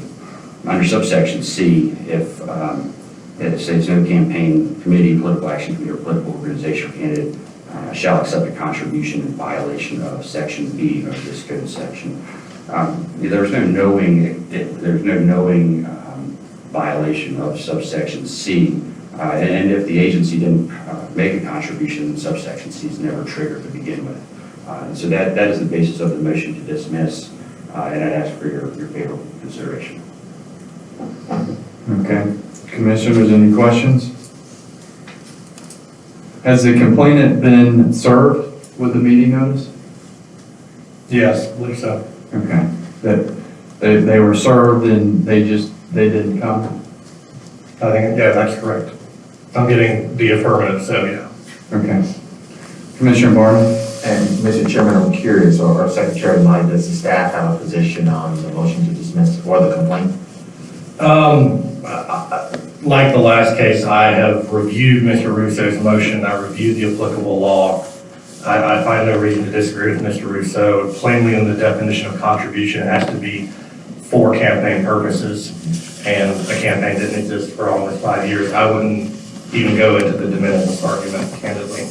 Thank you. All right, any other comments or questions? Hearing none, I will move to grant the motion to dismiss in the matter 2018-0101 and 2018-0103 in the matter of Brian Kemp for governor.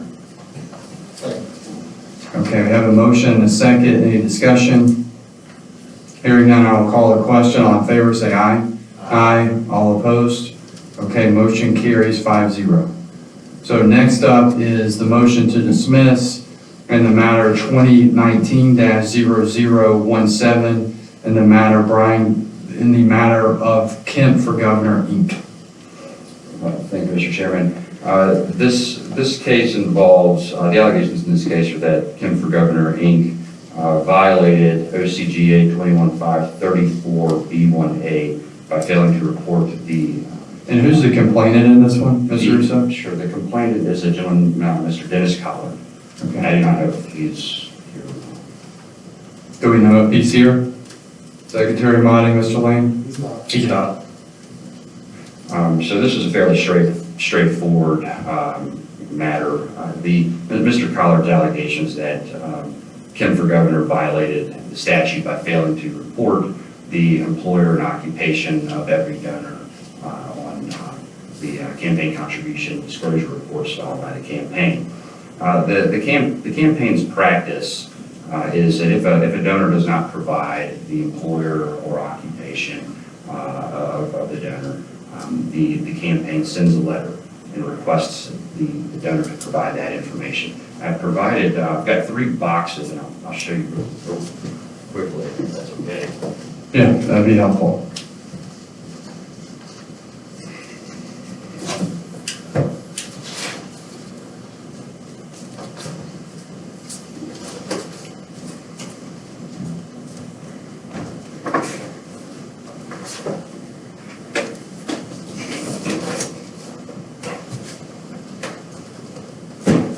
So these, can I speak from here, is that okay? Or? Project. So these 3 boxes contain letters that the campaign sent to donors. I'll just pass this around as an example if you want. You're not going to want to probably look at all of them, but it's actually a testament to what a good job the campaign's compliance staff does, quite frankly. So they send letters to every donor who does not provide this information, as the donor send it back. We got boxes of returned letters. The donors, of course, don't always return the letter, and when that's the case, the campaign puts on its website, puts on the disclosure report that the information was requested. Mr. Collard, who's the complainant, agrees and admits in his complaint that that is a standard practice. I think Mr. Collard must just not have understood that what the campaign did or does to try to get this information from the donors. Now, the statute at issue here, I believe, is OCGA 2157.1, and that this is. This is merely, if anything, would be a technical defect. I don't think it's a technical defect. The statute in subsection 4 indicates that if the commission determines that best efforts have been made to comply, then there is no violation. Here, the campaign has clearly made its best efforts to obtain this information from donors. There's no prohibition on accepting a contribution from a donor simply because the donor doesn't provide this information. Frankly, that would probably be a violation of the donor's First Amendment rights under the Constitution if it was. But that aside, the campaign clearly has taken its best efforts to ensure compliance to obtain this information. When it does obtain the information, it files amended campaign contribution disclosure reports. It includes that in its amendments, and so as such, I'd say if anything, it's a technical defect that and the complaint should be dismissed. Thank you. And Secretary Motti, was the complainant served? Yes, sir. Okay. So does the act require the occupation to be provided? The Act does. The Act also indicates that an indirect contributor's occupation or failure to include an occupation it doesn't, or employer is a technical defect. So it is a violation, but it is a technical violation of anything. Mm-hmm. And Secretary Monty, what's the staff's position on it?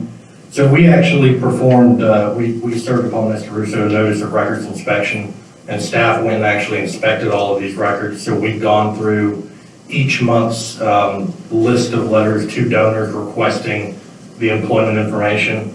A number of those were returned, some were not.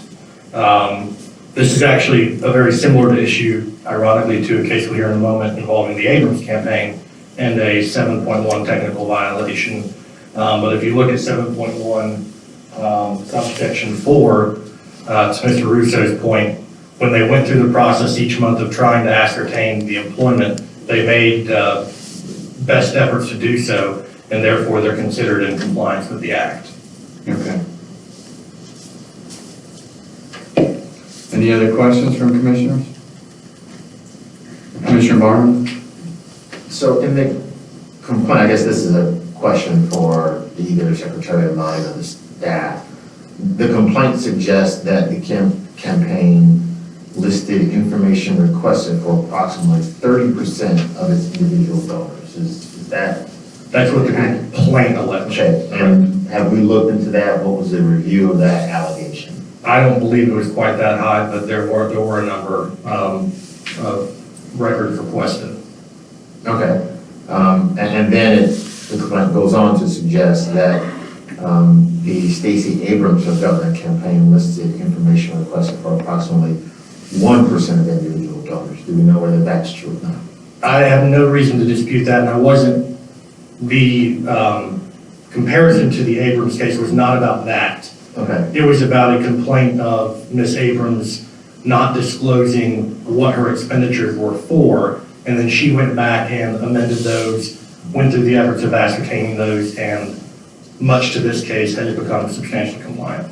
And I appreciate that clarification, thank you. But I guess, do we as the commission have any practice of investigating requests for more information and whether or not, and Mr. Russo has provided, boxes of documents where they've sent out forms requesting more information. Do we have a practice of, looking at whether campaigns are following up, as Mr. Russo has suggested the campaign has done, to make sure that they're compliant? How do we run this down? When we become aware of it, we follow up. Okay. Okay. Okay. Any other comments or questions? Well, it seems to me OCGA 21.5-7.14 is pretty clear that when best efforts have been made to complete a required filing, said filing shall be considered in compliance with this code section, and any complaint relative to said filing shall be dismissed.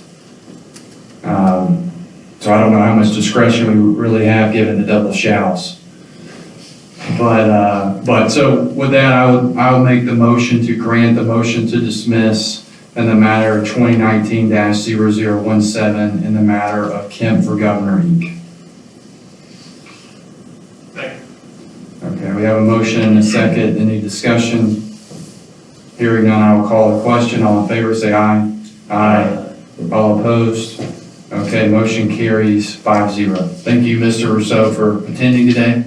Okay, Thank you for your time. next up, we'll jump to administrative dismissals. Oh, well, how are the commissioners feeling? Do we want a lunch break? 12:08. Hey, let's do a lunch break. Or what do you think, Secretary Monty?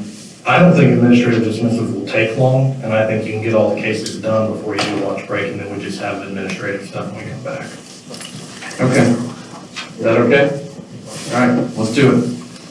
All right, first up, administrative dismissals. That is in the matter of 2018-0036 in the matter of Stacy Abrams, and Secretary Amati, that's you. Mr. Cusack will be presenting the case for the administrative dismissal that I signed in that matter. I've written both of these. The first administrative dismissal is for case 2018-0036 in the matter of Stacy Yvonne Abrams. This was a third-party complaint that was filed on April 19th, 2018 by William Perry, alleging that Ms. Abrams had violated the Campaign Finance Act over the time period from 2009 to 2017 by failing to include proper details in regard to 37 reimbursements the campaign had made during that 8-year time period. This was mainly focusing on her time she spent in the Georgia House of Representatives from 2007 until 2017. The complainant alleged a total of that 37 reimbursements from 2009 to 2017, and it was made by respondent. They lack, or the complainant alleged that they lack sufficient information required to determine if they were proper expenditures. He's saying that there wasn't enough information in the reimbursement. I believe they were originally listed as just reimbursement, and that's it. So they have to be properly accounted for. On 23 of those reimbursements, the statute of limitations have run on them since they've occurred before April 19th, 2015, and no action could be taken on them by the commission. The 14 reimbursements that were left without sufficient information, and as we were just discussing, they're treated as technical defects in which the campaign is given an opportunity to go back and rectify those issues. Ultimately, the campaign did that within the requisite time period and was able to put where those reimbursements, what they were for, who they were to, and they weren't just listed as blanket reimbursements anymore. So they were ultimately itemized, and the campaign went back and did that and amended all those campaign contribution disclosure reports. So it brought all those filings into compliance, and there was nothing improper about those reimbursements. So this complaint was administratively dismissed. And I'll just add to what Commissioner Barn and I were discussing a moment ago. This is the case that was akin, much like when we become aware of, a number of employers not listed, when we become aware of reimbursements not specified, we follow up. And under 7.1 as well, the campaign did go back. They clarified what we had the statute of limitations over. I'm not going to submit that they did all of the ones that were passed, but they actually amended and clarified a number of the expenditures that were even past the statute of limitations. So our position clearly under 7.1, which is why I signed the dismissal, is it was compliant. So for these, really, the only authority the commission has is to overturn the administrative dismissal. And reopen it, yes. Okay. With that, I'll move on to case number 2018-0038. This is in the matter of Stacy Abrams. This was filed, a third-party complaint that was filed on April 26th of 2018, and it was again filed by Mr. William Perry. And he alleged that Ms. Abrams had violated the Campaign Finance Act by utilizing campaign funds to promote her book, Minority Leader, How to Lead from the Outside and Make Real Change. The complainant alleged that she used campaign funds to promote this book, and basically, and I summarized it as he theorized that because the complaint came in and asked us to investigate. Said, well, this could be happening, so can y'all investigate? That's not a proper way to, it didn't allege an actual violation of the act. It was just sort of a theory. He pointed to Twitter posts that were made by campaign staff sharing positive personal opinions. They basically said this book is good. And that was some of the evidence he was basing this theory off of. And he used that to say that campaign funds were used to promote the sale of this book. Upon a review, I've gone through the travel logs or the travel expenditures, and it does not appear in all the CCDRs, it does not appear any campaign funds were used on this book. It does not appear there was any travel related to the campaign for this book.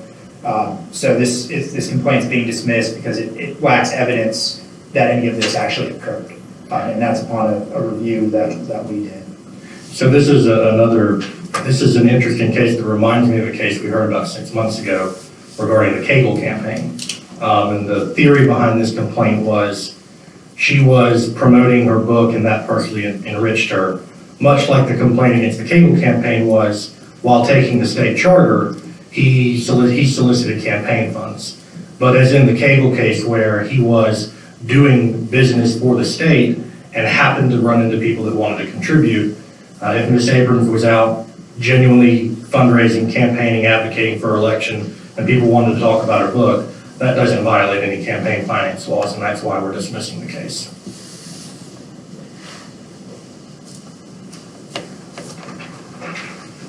Okay. And then I believe Mr. Lane is next, and then it comes back to me, but I can handle all mine if you would like, or if you're tired of seeing my face. Whatever's easiest. If you're, looks like Mr. Lane has 3, so if you want to proceed. I mean, the only question on that one is we did our diligence in ensuring that there was no evidence to support, which doesn't justify using commission resources to move forward. Yes, we looked into this, and frankly, this complaint didn't really have any hard evidence. This complaint just came in sort of as a theory of, hey, look into this, as opposed to some other ones that come in with more evidence where we need to further look into it. But this was fairly easy to figure out that nothing that was impermissible happened. Sure, but we still did that additional layer. Yes, yes. All right, and so next is the 20-0013-C in the matter of Joel Scott. Yes, and if the commission does not mind, the next 2 for Ms. Scott, they both kind of, they run into each other because they have the same issue. So if I could take them up together, that would sort of help. That's fine. Just for the record, I will call the matter 20-0013-C and then 20-0026-C in the matter of Joel Scott for both. Yes, and on the first case, that was a third-party complaint filed by Tracy Graham Lawson, alleging that Ms. Scott had violated the Campaign Finance Act by failing to file a December 31st, 2019 CCDR, and then failing to list donors for that as well. Ms. Scott was a successful candidate in a Clayton County Superior Court judicial election, which was held on June 9th of 2020. The complainant alleged that the respondent failed to file her December 31st, 2019 CCDR. And she was right. However, I spoke to Ms. Scott numerous times in that she had technical issues filing her report. She was trying to file the December 31st report, and for whatever reason, it kept coming in as a working report. So it was a technical error in which she couldn't file that, and so she went back and filed some of her donors as 2-day business reports because she wanted to make sure that her donors were out there, but for whatever reason, there was a technical issue that kept her from filing. She was able to get in touch with us, and ultimately we were able to get it a couple months after the fact, but she kept having that issue. In the meantime, she kept filing all the reports that were due, and so the balance was thrown off because that first report for her campaign wasn't able to get filed, even though she kept trying to file it, and it kept coming in as a working report, so it never was facing the public. So the public could never see that campaign contribution disclosure report, which had the initial balance, which everything goes off of that initial balance. So the accounting was messed up because that one report was it just would not allow her to file. I ultimately had to go back in and clear out her account so that she could file that report. And once she did that, all the accounting made sense. So that's where these two administrative dismissals, they bring up that she didn't file that December 31st report where she actually tried to file it, but the system wouldn't let her, and it had that initial amount that she raised, and it threw off the accounting for the next 2 reports because that initial report wasn't there. So people thought she was trying to hide donors, and she wasn't. So it was just a technical issue that happens occasionally. It could have been due to her computer and not clearing out certain things history-wise, but I was able to log into her account and see that she was in her account from January 1st to about January 6th, trying to file each day, and she contacted the commission saying, I'm having this problem, I don't know what we can do, and it was just sort of a strange user error thing that could have been to any sort of technical issues. Okay, well, hopefully our new system eradicates that, right? Oh, it will. Okay. I'm holding you to that. All right, so next is 20-0041-C in the matter of James Jim Couch. Yes, this is in the matter of Jim Couch. This was a third-party complaint filed on July 10th of 2020 by Darren J. Osborne, alleging that Mr. Couch had violated the act by not filing PFDS, by failing to file CCDRs, failing to disclose expenditures, failing to file a DOI, and failing to file any documents establishing a campaign committee. The complainant respondent were candidates for Towns County Sheriff. Mr. Osborne, who is the complainant, filed complaints against everyone that was running for that office, including himself, and he wanted a clean bill of health saying he did everything right. So this is really strange, and what happened was, yes, and he was mad, and I spoke to Mr. Couch. Mr. Couch filed all those things. Their compliance was great. They filed everything that was required. And so these allegations stem because Mr. Couch and 3 other candidates all worked at the sheriff's office. Mr. Osborne did not. Mr. Osborne and another candidate went to the runoff, and the other 3 candidates endorsed the person who was running against Mr. Osborne. He became angry and filed these complaints against all the other candidates and himself. So that's sort of the reason for it. Mr. Couch filed everything correctly, so that's why this is being administratively dismissed. Okay. No good for Mr. Couch. Yes. All right, next I'll call 20-0067-C in the matter of Stephen Richardson. And 20-0067-C, Mr. Richardson, that is a third-party complaint that was filed by Quatanya LeGrand, alleging that Mr. Richardson violated the act by failing to file a personal financial disclosure statement. And he failed to do that within 15 days of qualifying to run for the District 2 seat on the Henry County Commission. He was a candidate for office, a local candidate for office, so he does not have to file a PFDS unless he is an elected official locally. Since he was not an elected official locally, there is a carve-out for them in which they don't have to file a PFDS if you're a candidate. Once you take office, you would file that for the preceding year, once you become a candidate by July 1st of that year. So he was under no duty to file a personal financial disclosure statement, being a local candidate who was not an office holder. Okay. The legislative council mistake about 6 years ago that we're going to fix. And then the final one is 2018-0044 in the matter of Citizens for Georgia's Future. This was a third-party complaint filed on May 14, 2018 by Ms. Deborah Miller, alleging that Citizens for Georgia's Future had violated the Campaign Finance Act by failing to register as an independent committee and thus failing to file reports that would disclose their contributions and expenditures.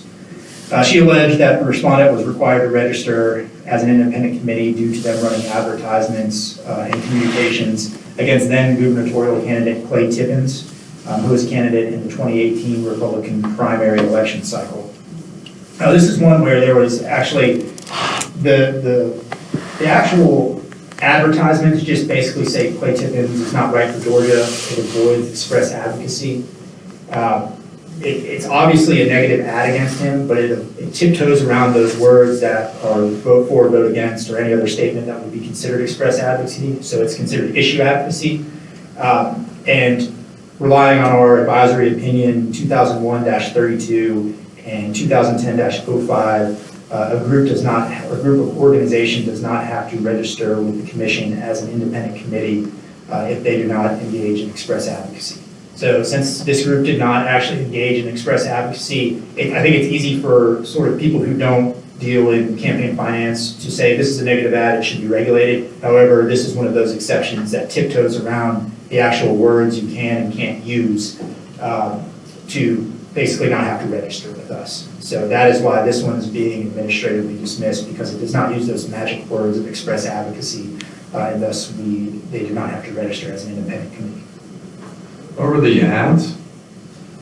They were against Clay Tippins. It basically says he has no business being governor, and that he brought foreign labor to Georgia, and that he, I guess, It was basically saying he was not for Georgia workers, he was for outsourcing labor. But how is that, okay, talk me through this. Express advocacy is defined as communications containing the words of election or defeat. Such as, so I guess because it didn't have vote for, elect, support, cast your ballot, that it doesn't qualify? Yes, so you can run ads, if you were running for governor, and say Jake Evans is a bad guy, you can do that. But if it says don't vote for Jake Evans, then that triggers registration requirements. The code is written with outdated Supreme Court precedent. So if the code was rewritten, and we're working on that, you can expand the pot of ads that would come under jurisdiction of the commission, FEC v. McConnell. But because we're still using Buckley v. Vallejo language, it's a smaller pool of express advocacy that is subject to our jurisdiction. It's basically an exception. Yeah, I mean, that's kind of a little hyper-technical. Because you can just work around not using any of those words to greatly inhibit or create a movement against a candidate.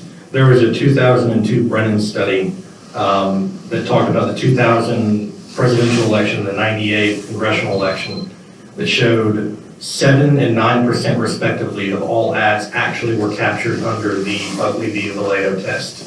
And that was around the time FEC McConnell expanded the functional equivalent of the magic words test. So it's an extremely ineffective statutory construction. I believe they've switched to a major purpose test. Major purpose, correct. Okay. And we've looked at all the ads to see that none of them contain these words? It was a very limited ad campaign. There was maybe, I think, a couple commercials and a couple targeted electronic communications, and that was it. It quickly ceased to exist. It existed for, I believe, a month or two, and that was it. Now, where is this Buckley v. Vallejo? I mean, is this a statutory requirement? 1976 Supreme Court precedent that was overruled in 2002. But where is the requirement that only these words can be used? It's in the case law. Georgia case law? The U.S. Supreme Court case law, but it's been overturned, right? But there's also an advisory opinion that's been issued by this commission that holds us to, it's 2010-05 that. When was that case adopted? 2002, but until you change the independent expenditure definition in the Georgia code, it is restricted based upon Buckley v. Vallejo language. We have to add additional definitions and timeframes which incorporate the Buckley or the FEC v. McConnell statutory precedent before we get to utilize it. So what was the case that overturned Buckley? FEC v. McConnell. And when was that? 2002. And when was our statute? So this is statutorily designated, or is it an advisory opinion? It's an advisory opinion. How in the world can an advisory opinion overrule a Supreme Court decision? It can't. And here's the problem. The way our code is written, we're not required to use magic words test. Our code is actually written closer to FEC versus McConnell. Prior commissions have issued multiple advisory opinions stating that we are to follow Buckley versus Vallejo. This is additionally compounded by the problem that the most recent advisory. But isn't that unconstitutional? It's not unconstitutional because it's in the benefit of. It's more restrictive, and you're not punishing people for not violating their due process rights. The Supreme Court sets the floor. If you want to give them more leeway than to expend their money and taking away their ability to spend their money, it's fine. But in 2015, 2016, this commission reissued another advisory opinion authored by Mr. Ritter, which said Buckley versus Vallejo is still controlled. Even though that was expressly overturned? Despite the fact that his entire staff drafted another advisory opinion on the exact opposite, saying we should follow FEC versus McConnell on our statutory language. We're somewhere on that staff in the room right now. Some on that staff may have written the advisory opinion. This is, Mr. Chairman, this is part of the legislative package we're working on. Well, it sounds like this needs to be an advisory issue addressed by the commission. If it's not statutory.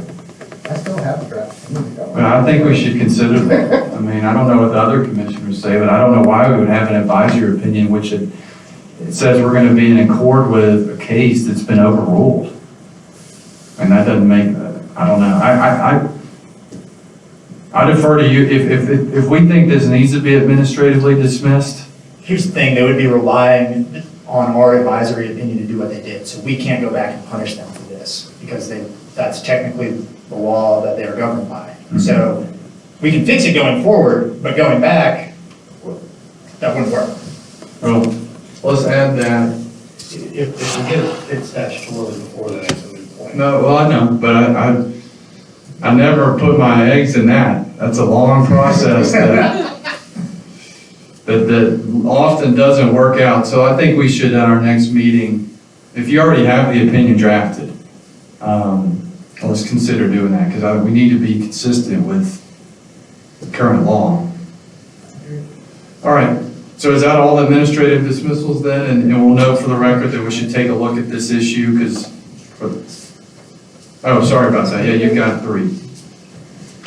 I promise to be super quick on it.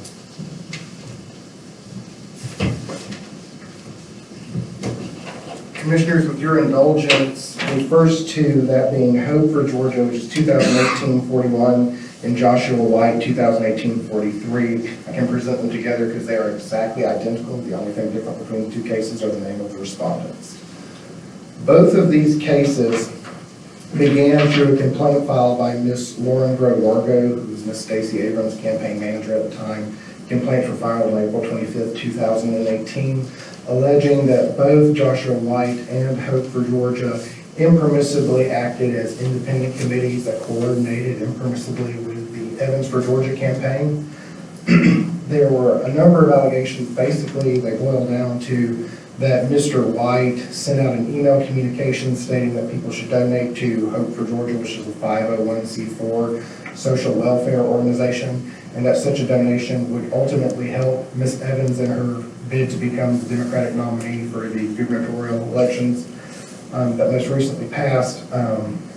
Just like the case identical case that was against Ms. Evans' campaign, everything was pure speculation. After reviewing all the records from the 501c4 and the Evans campaign, there was absolutely no coordination. There was no contributions. There was no ad campaign. There were no media buys. By the time this entity really got off the ground, there was really not much left for Ms. Evans to do. She had already lost the primary.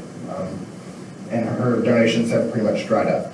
So with that, the commission found absolutely no basis to proceed forward with it. If administrative dismissal was recommended, and it was signed by Mr. Amati.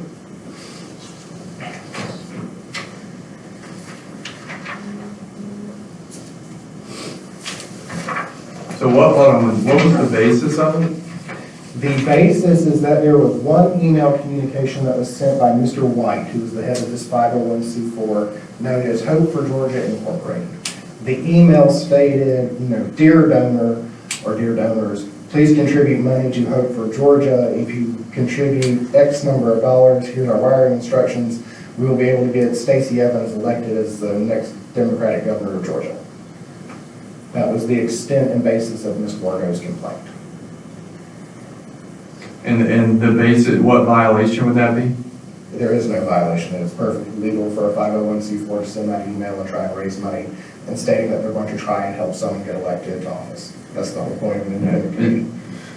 As long as they're not primarily politically. And provided they're not coordinated. Yeah. They can be completely political as long as there's no communication between Mr. White or anyone at Hope for Georgia and the Evans campaign. They can be as political as they like and say whatever they like. They can say Ms. Abrams is bad, mean, should never be governor, and as long as there's no coordination. Yeah, but they can't be more than 51% political or they're going to lose their nonprofit. That's the taxes, that's the IRS side. The IRS not work. Yeah, okay. I'm good, go ahead. And then you've got, in the matter of Mr. Marcus Wiedauer, 20-0066-C. In this case, the commission received a complaint filed by Mr. R. Bruce Minke. And Mr. Minke alleged that basically two things happened. That Mr. Wiedauer accepted Campaign contributions during legislative session. As the commission knows, legislators and statewide elected office holders are not permitted to accept campaign contributions or ask for them while the legislature is in session. Additionally, he alleges that he goes kind of down a rabbit hole, and he says since the commission did not properly adjourn until June and when kind of their recess, that he was accepting money during that period of time too. That second allegation was pure speculation. There were no contributions received once the legislature went into session until they signed and died in June.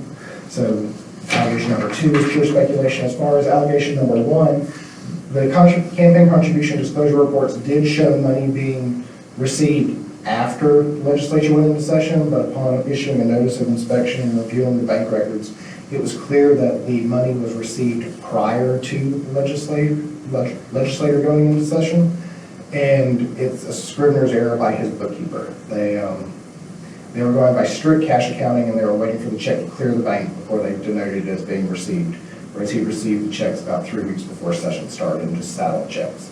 And that was confirmed by looking at canceled check copies. So no violation of that statute either, and we move for dismissal. Okay. Mr. Wiedauer, Representative Wiedauer's mother is a part of the contract team for the new system. And so we've actually spoken with Representative Wiedauer on a number of occasions about some technical issues he's had with his campaign filer. I've politely suggested he find someone new to file his campaign reports. But that's the extent of that issue. All right. Well, we will break for recess for lunch then, and then we'll come back and finish the rest on the agenda.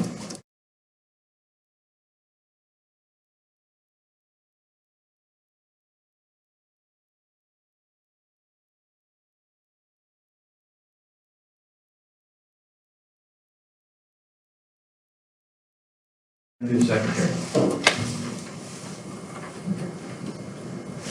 Thank you, Mr. Chairman. You alluded earlier this morning to CFCU, which is our new education push. This is going to involve some pre-recorded trainings, both from staff and from the new filing system that they're putting together. Weekly FAQs, a social media ramp up, a little more engagement on a day-to-day basis to try and reach and sort of inform on the front end better as we move forward. And Haley is wonderfully taking lead on that and doing a great job.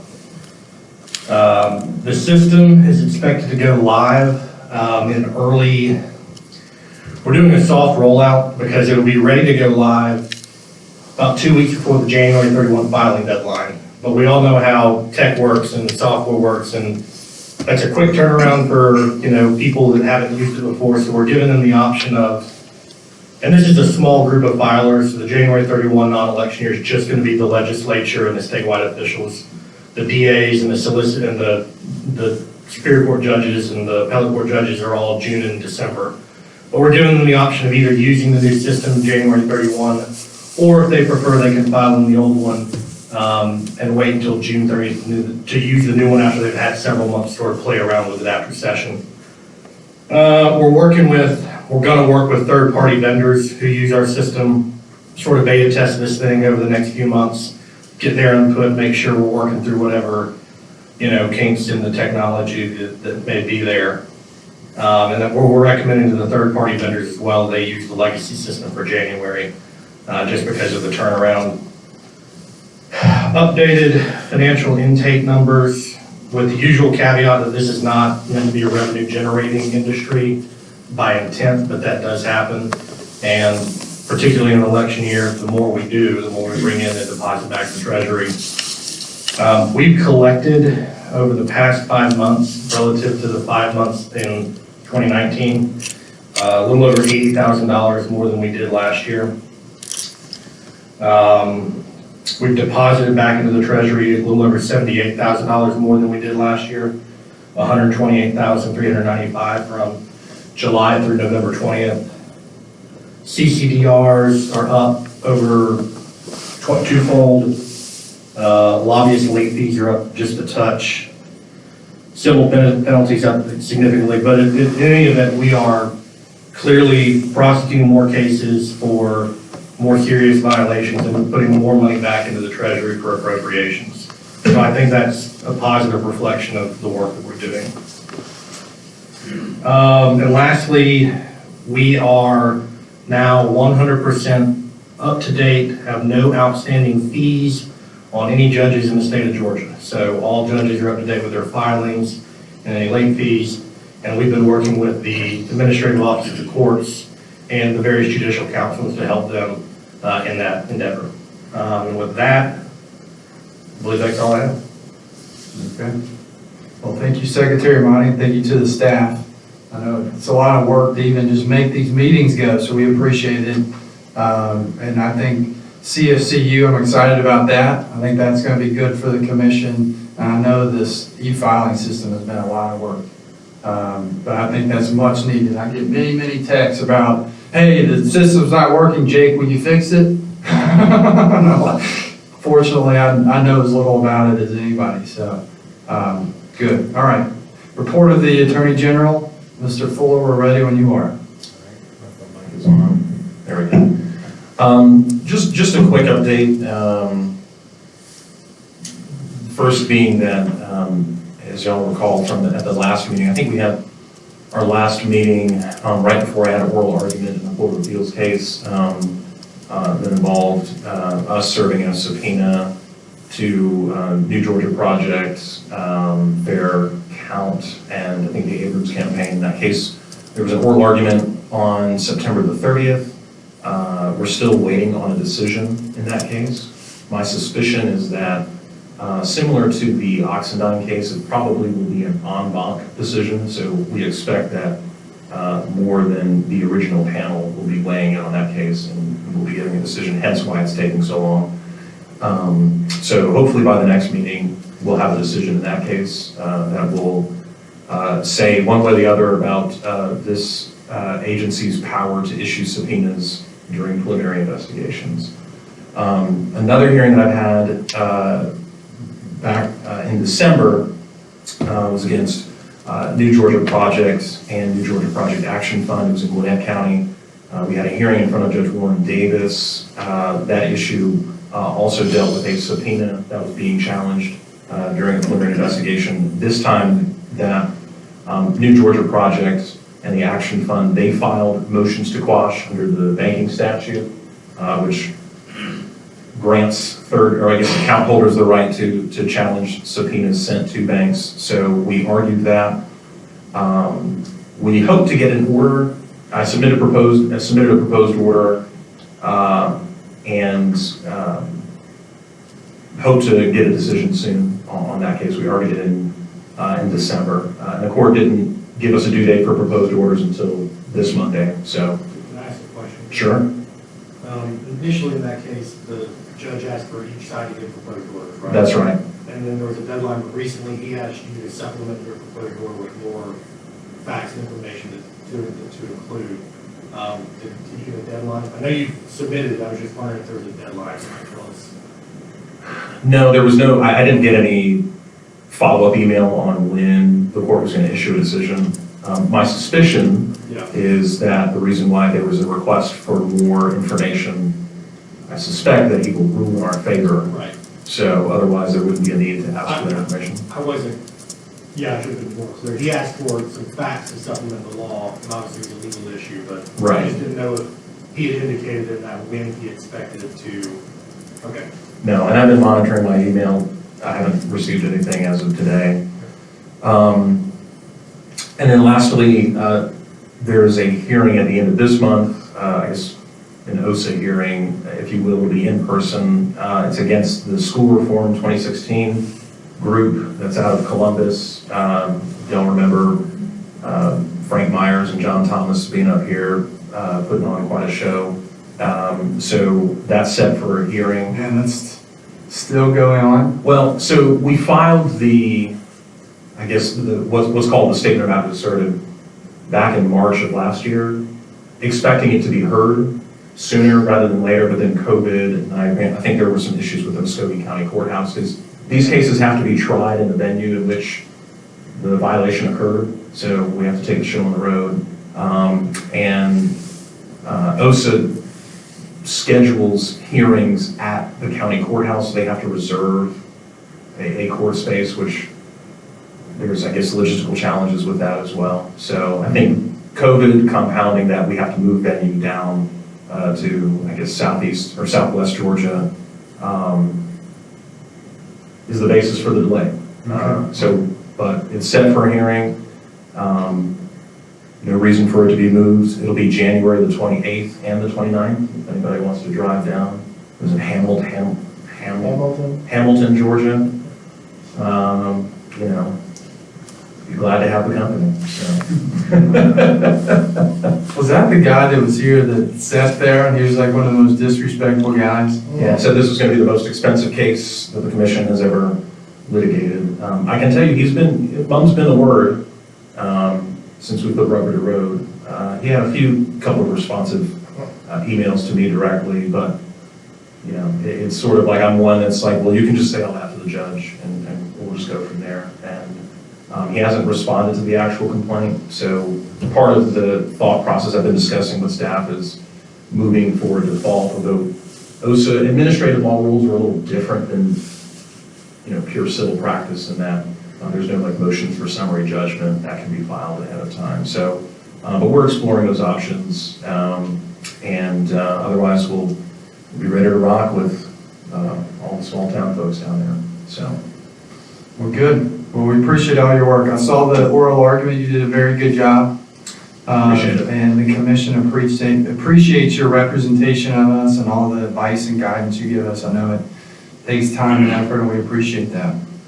So next is the schedule of the 2021 commission meeting dates. Do you have any proposed dates or? I do. The thought process being one at the end of March or early April.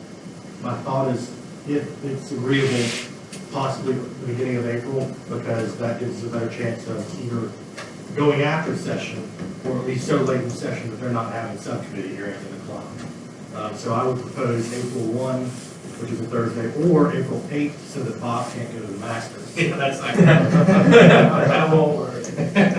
So I kind of figured April 1 might be the first Thursday I throw out there. Although there are the 2 Thursdays in March before that, if that doesn't work, the 18th and the 25th. And then I would propose either June 17th or 24th, September 16th or 23rd, and December 2nd or 9th. Can you give me those September dates again? 16 and 23. I'm making sure I got they were all.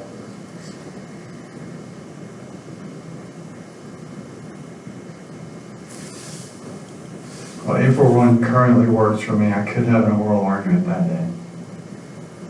Does April 8th work? Bob. Oh, that's Bob's thing. Yeah, he's not going to see the Masters. No, that's- Unless we have that up on the live. Well, let's stick with April 1 for now, if that works for everyone. All right. June 17th or 24th. Either of those are good for me. Can we do the 24th? I have another meeting. So. Okay, that sounds like that works. Rick, good. Yeah, that's great. Thanks, Bob. June 24th. Is that 24th? Yeah. Yes. Okay. So we got April 1, June 24. The September 23rd didn't work. That works for me. Did you say September 23rd. Yes, that works. Yeah. Okay. And December 2nd or 9th. Hang on a minute, wait. We'll go back to the 23rd. I actually have a board meeting all day on the 23rd. Okay. The 30th? Let me look at the 30th works. 30th works for me. All right, then I would request, if it works, I know it's a little later, but for the staff purposes, a quicker turnaround, doing December 9th instead of December 2nd. That works.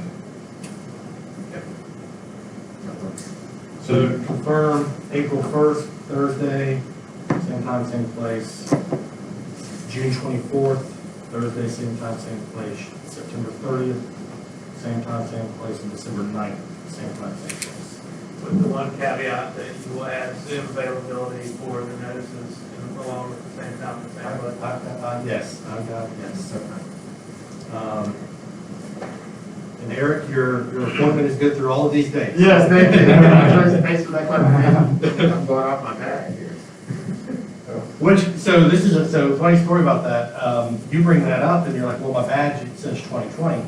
So I sent Katie an email, so we need to make sure all of their badges, not just Eric's gets updated, but all of them. And if they come back and they say, okay, we can take care of all of that except for Bob, he doesn't have a badge. He's just been going through the regular. So am I have two. Yeah, I lost mine. Oh, you've just been going through the back and summer? That's funny. So we can, I mean, until you get your driver's license, I'll take it down, we can get you a badge, all badges. Okay, with that, I think we have our 2021 commission dates. All right.